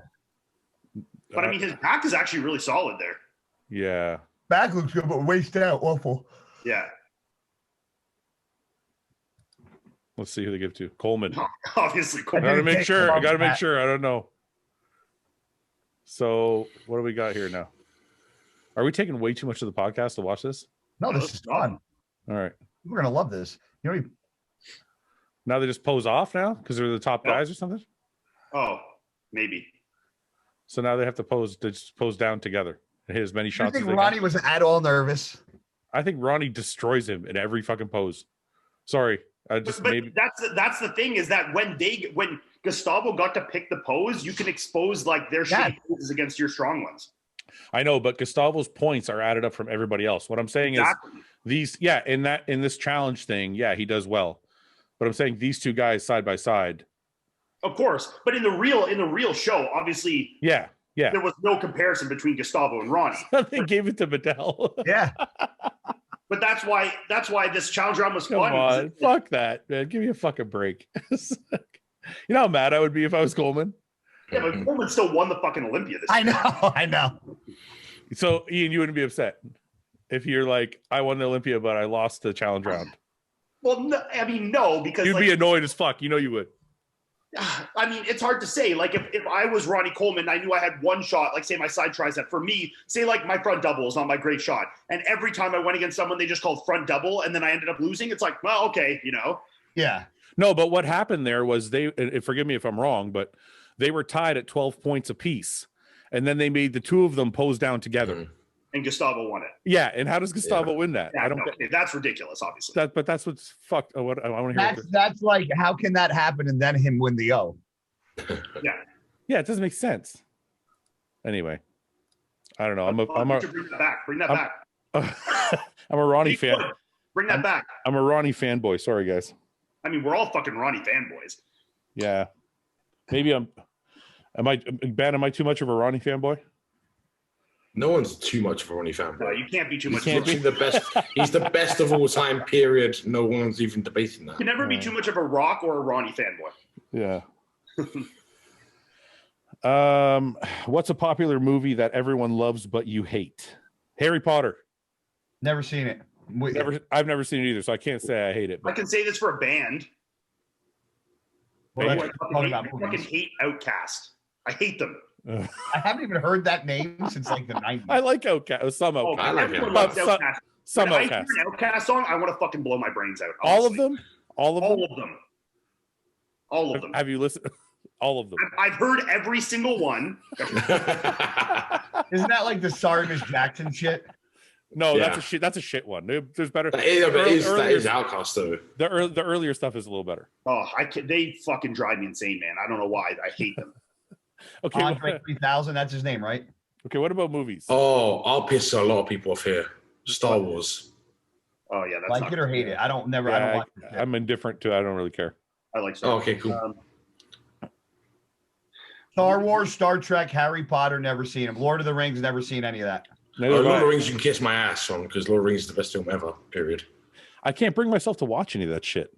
I find some of the Godfather movies fucking boring as shit. Really? You're fucking Canadian. You're gonna offend Guy now. You're gonna hear a fucking. So Outkast, if we go to music, Outkast, is there a band that everybody loves that you hate, Guy? I hate punk music. You hate punk music? Punk rock. So like what? Like popular punk, like Green Day, or like the Ramones? Like I don't even what? He doesn't even know that much. Okay. He just hates it all. So you just hate punk rock. I like older rap. I like rock, and I like my country. But can you think of a popular band that everybody loves that you're like, that's dog shit? I guarantee if you name a popular band, I'll go garbage. I'll never listen to it. Like my buddy comes up. Pearl Jam. Jam. Huh? Pearl Jam. That's not new, bro. Oh, it has to be new. Okay. Oh, you just said name a popular band. I said I like all like Biggie, Tupac, old Luda. Like I like The Game. I like older rap. All this new. My buddy pulls up in his car. We go to the gym. He'll have like one of the rap stations on, and I'm like, "Who's Bebop 25? Like, who is that?" He's like, "Oh, it's a new rapper." I'm like, "New mumble rap is fucking terrible." I'm like, "I don't fucking. This is ridiculous. I don't." So understand. you don't like Future? No. Ian, like I don't have one song of Future. How's that? Out of 100 songs those kind of new guys will put out, I'll like one song. You know. Okay. I like Future. And they're popular. So there's one. Ben. I don't listen to like anything new rap wise. It's all old rap. Yeah, I'm the same. Okay. Yeah. Most 80s and 90s rap, I'm good with. Anything after that, I'm like, no, I've lost. Most of my stuff's old too, but I listen to some new. Like stuff. I still got like Limp Bizkit, like old Slipknot, like Rage Against the Machines. I think like generally anyone born before like 1993-4 will always like that music before the new style stuff. When were you born, Ian? 1990. Okay. 1990. That's so fucking weird. I was just like 88. 88. Jesus. So Okay. Fuad's the oldest. I'm the second oldest. Yeah. You're what, 81? 82. 82? March 21st, 82. Oh shit. What's your favorite PR song? Oh, Hey, what's your favorite PR? I gotta go. You got to go, Ben? Yeah, I've got a delivery. The 2 couches turned up, and I got to fucking take them. They turned up like an hour early. Okay. Well, we'll get on next week. If they get in and out, I might come back on if you're still on. But Okay. Well, just turn. Why don't you just turn off your video, or you can just leave and come back. I'll mute. I'll pause. No, I'll I don't stop my want video and I don't want to look at your room. Just get out. Excuse me. Just come back. Get the fuck out. I know. Ben, come back if you get that shit done. Yeah. All right. Okay, brother. Bye. Bye. What is your favorite PR song? Like to lift to. Yeah, obviously. Okay, I have one, so I already know mine. What is it? My Life with 50 Cent and Eminem. It's in my headphones when I'm doing So- talking my lips all the time. Good song. Yeah. I don't think I know that song. Oh, bro, let me tell you something. You might want to get that fired up on the old fucking laptop. I don't even know what the song is, but when I was at the gym the other day and I did the 7-plate deadlifts, you saw the video? Yeah. Yeah, that's for no reason. That was insane, by the way. Yeah. That video, the guy that runs the gym there that's behind me in the white tights, he's like, "What's your favorite hype song?" I'm like, "I don't fucking know. You just pick something. It's your gym. You pick it." He put on some song, and I don't know what the fuck it was, but it was like the perfect song for the scenario. To hype it up. I'm gonna find it. One sec. I want to see what this is You first. can't really hear it in the back. Oh, you can't? Oh, you can. I can hear this. No, he means in his video. Oh. Too loud, yeah. Just go to the fucking Eminem support. I'm just gonna message him. Perfect, there's so many lessons I to learn. If money's evil, the bit all the evil I done earned. Go to the Eminem part. Hold on. It's coming. Easy. Back up. I don't know, man. Just listen. Hold on. Easy. Just listen to his verse here. Then I can't play for too long. They're gonna cut my shit. 30 seconds. I like it. I get fired up listening to that. I'm getting fucking sweating listening to it. Is it? How new is that? It's not new. Holy fuck. It's not new. No, it's not. Where have I been? Love that song to train to. Yeah. Love it. I'm Sick song to get hyped to too. Exhibit Multiply. That's a good song too. You know that song? Exhibit. I don't think I have an. Actually, no. I have an Exhibit and Limp Bizkit song on my phone. Exhibit Multiply is a fucking hype song. I'm gonna look it up. Exhibit Multiply. I'll just buy it now because I trust you. And if it sucks, No, it doesn't suck. You'll like it. So you got the kind of shit. Yeah, Nate Dogg and Exhibit. That's a sick song. Yeah. That sounds good. I like it. I'm gonna go with rock. What? I'm gonna go with a rock song. Probably go Disturbed. Oh, I thought you were talking about The Rock. person. No. I was like, Me too. what? I was like, wait, what? He makes music? I was like, Jesus. No, Christ. I said you guys went with rap. I'm gonna go with rock. I'll go with like Disturbed. Good. Disturbed Monster. You guys don't listen to rock when you train? I do. Yeah, once in a while. Yeah. I go through very cyclical kind of things with music. How old is your oldest favorite rap? I have to go in my thing and look. Early to mid 90s. I don't know. I go before that probably. Well, actually mid 90s is probably about right. You're going 80s? Rap? No, well, some 80s actually, but this is probably Who are you listening to that's in the 80s? NWA was probably be early 90s though, still Okay, though. Yeah, everybody listens to them though. Yeah. I'd probably go, this is probably one of my favorites. It's like a classic. I don't know if you guys are into this. Wait, it's not commercial. Guy's gonna rip me a new one. Watch. Can't be stopped. No killing what can't be something out there with.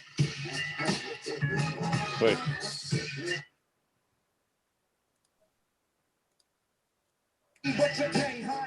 No, that's not the right one.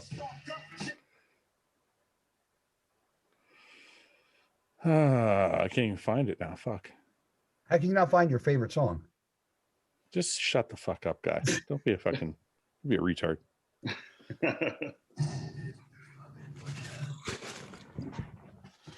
When do you put the song on?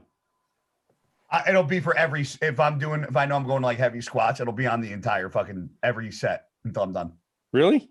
Yeah, every set until I'm done. Like if I'm doing heavy squats, like 4 sets, it'll be on fucking all sets until I'm done squatting.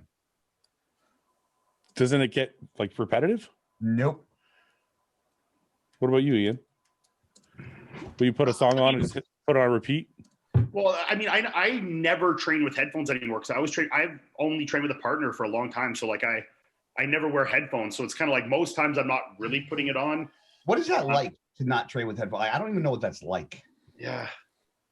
I'm not really like not into headphones, but if when I did wear headphones and trained alone, I'm like that. I would put on every time I get to the big lift, I'd replay that same fucking song again, or a certain part of the song that really hyped me up. You know, I always play the Eminem part of that song. Yeah, exactly. So you guys are. So that means you're not as robotic as I thought you were. What do you mean? Well, because me and Ben had this conversation once about lifting with emotion or lifting with.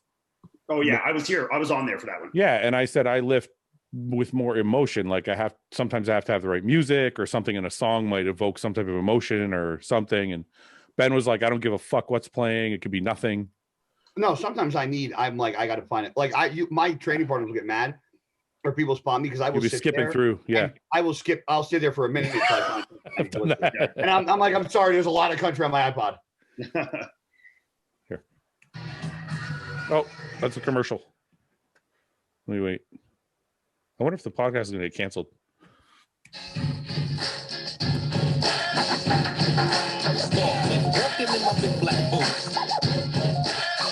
This is old school, yeah.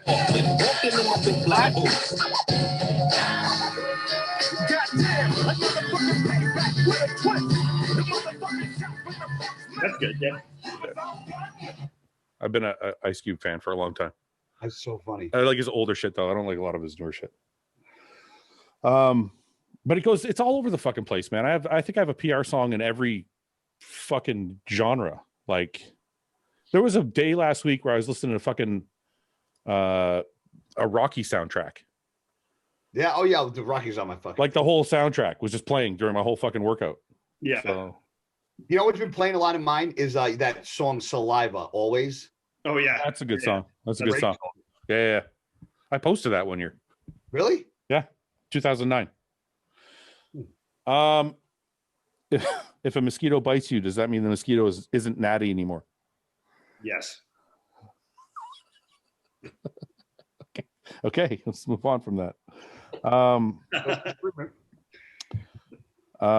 Does smoke affect insulin sensitivity and anabolic processes? The smoke? Like smoking.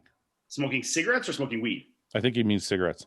Does smoking cigarettes affect anabolic process? It affects you being disgusting and gross and smelly. Well, fucking Marcus Rule fucking hacked darts and he was huge. So go fucking hack darts, bro. It's good for you, obviously.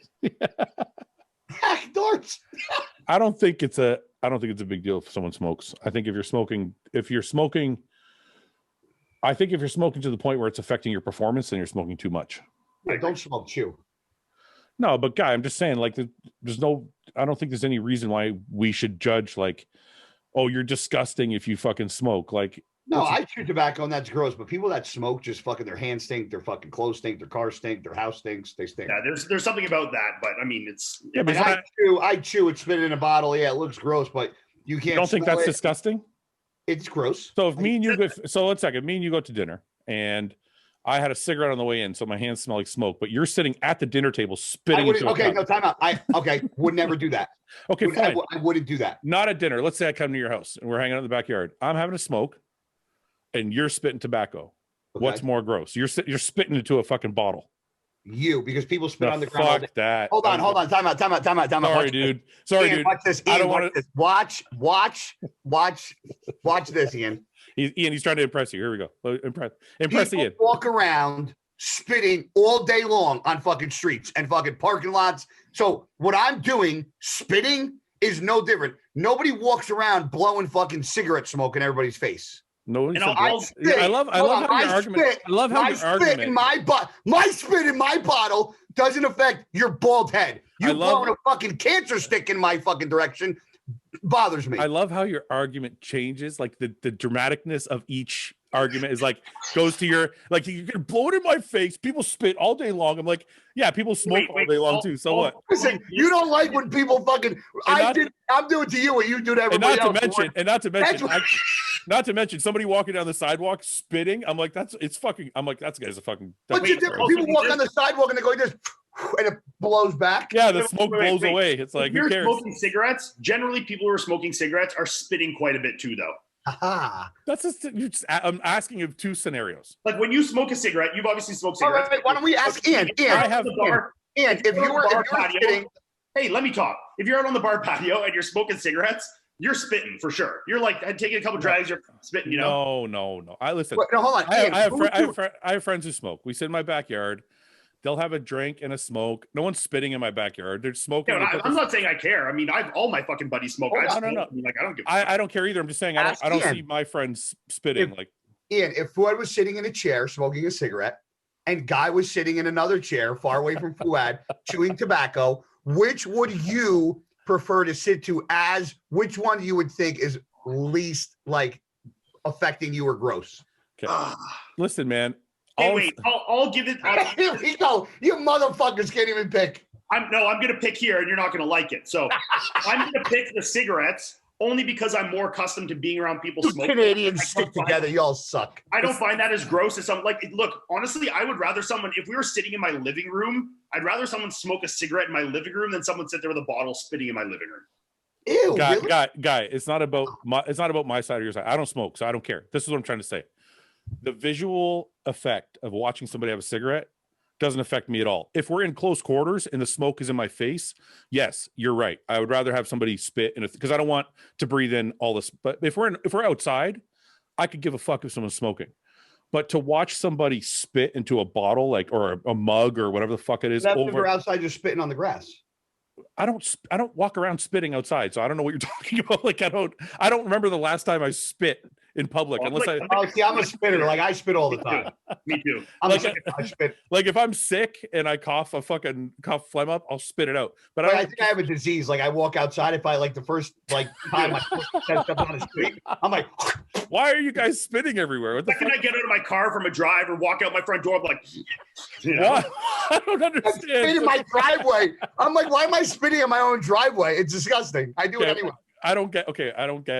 Could somebody explain to me why the spitting? Because I'm a tough man.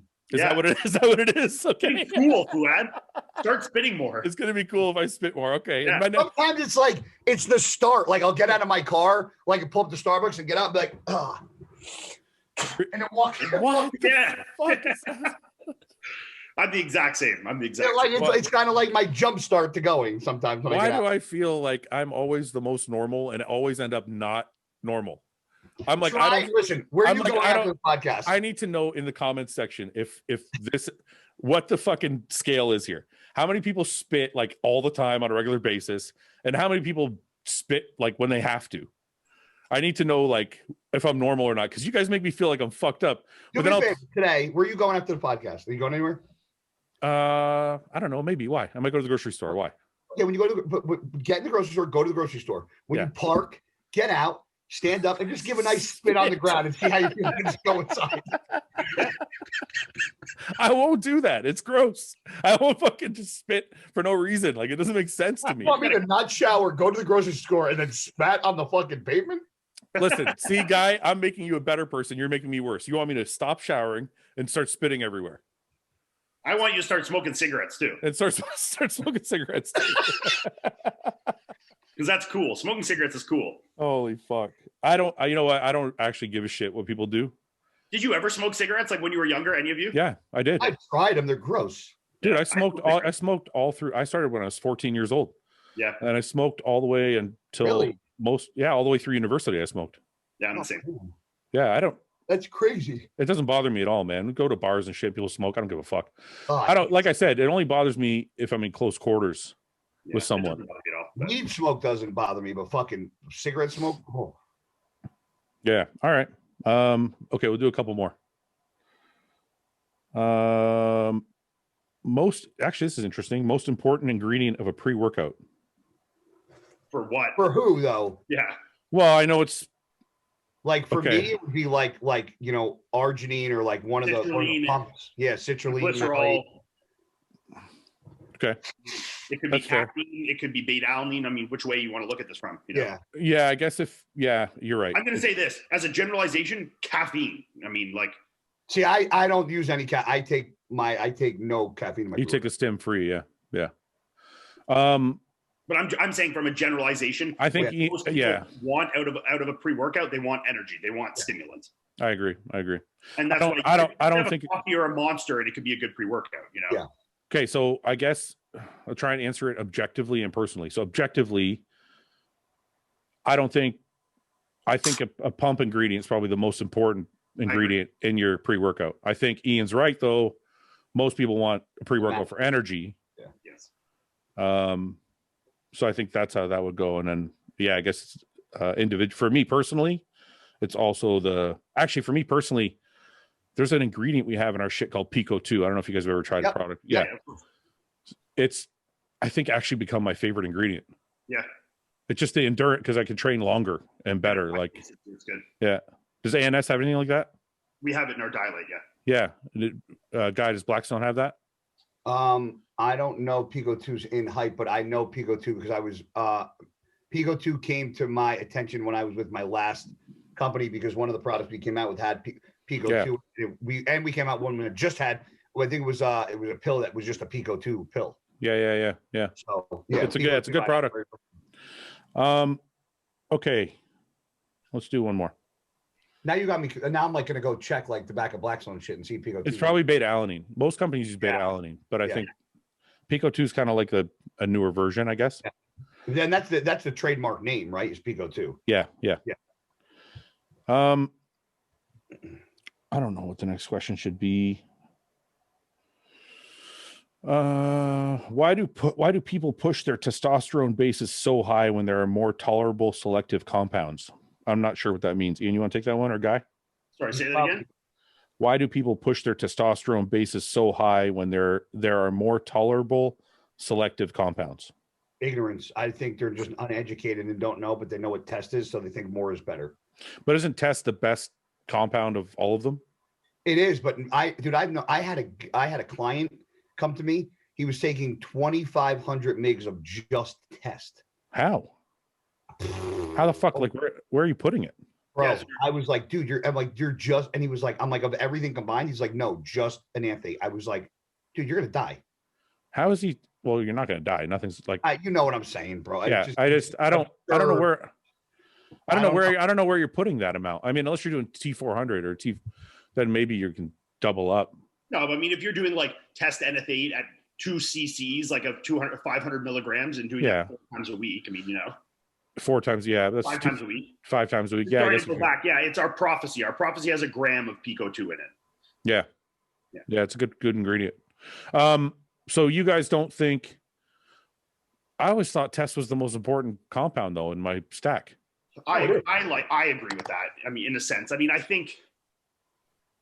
there's so many ways to fucking skin a cat, but I think test is if you're someone that doesn't have crazy aromatization issues, I think that it's always the best to have as your basis. Okay, we'll do this one. Last question. This is a little bit better.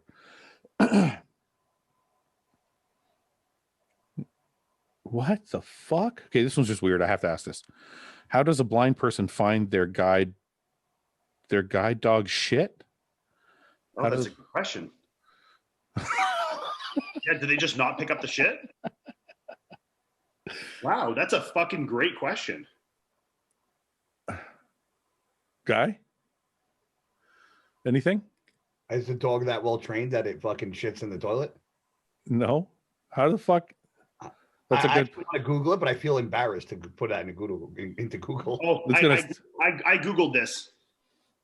The end result is that the dog will only go when the handler asks them to, usually a part of the routine.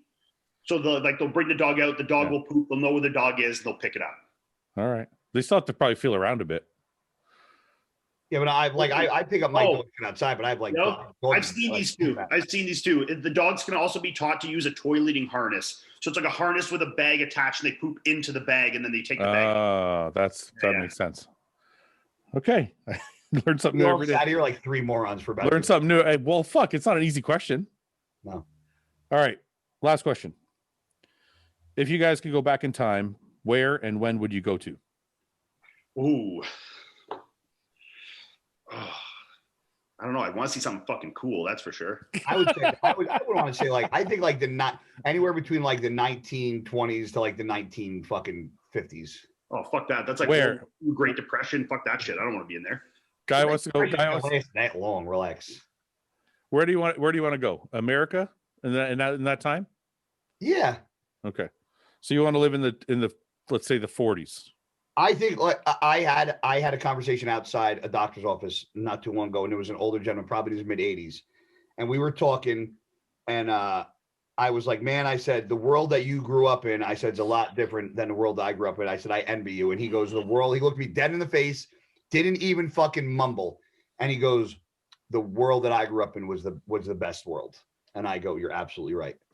So, Guy, if you go anywhere in time, you go back to the Great Depression. Ian, where would you? No, like right at like I said 1940s, 1950s. Okay, Ben, where would you go?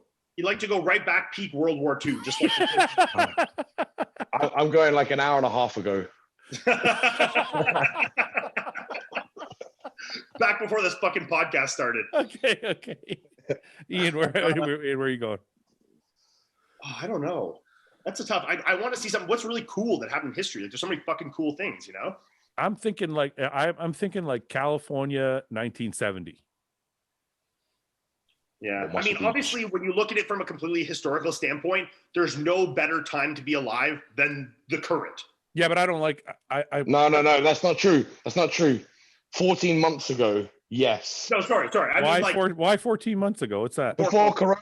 Before Corona. Okay. I'm saying, like, obviously, 1950s, 1900s, 1800s. Like, I'm saying it'd be cool to see it, but like from a livability standpoint, obviously, it gets worse the farther back you go. You know.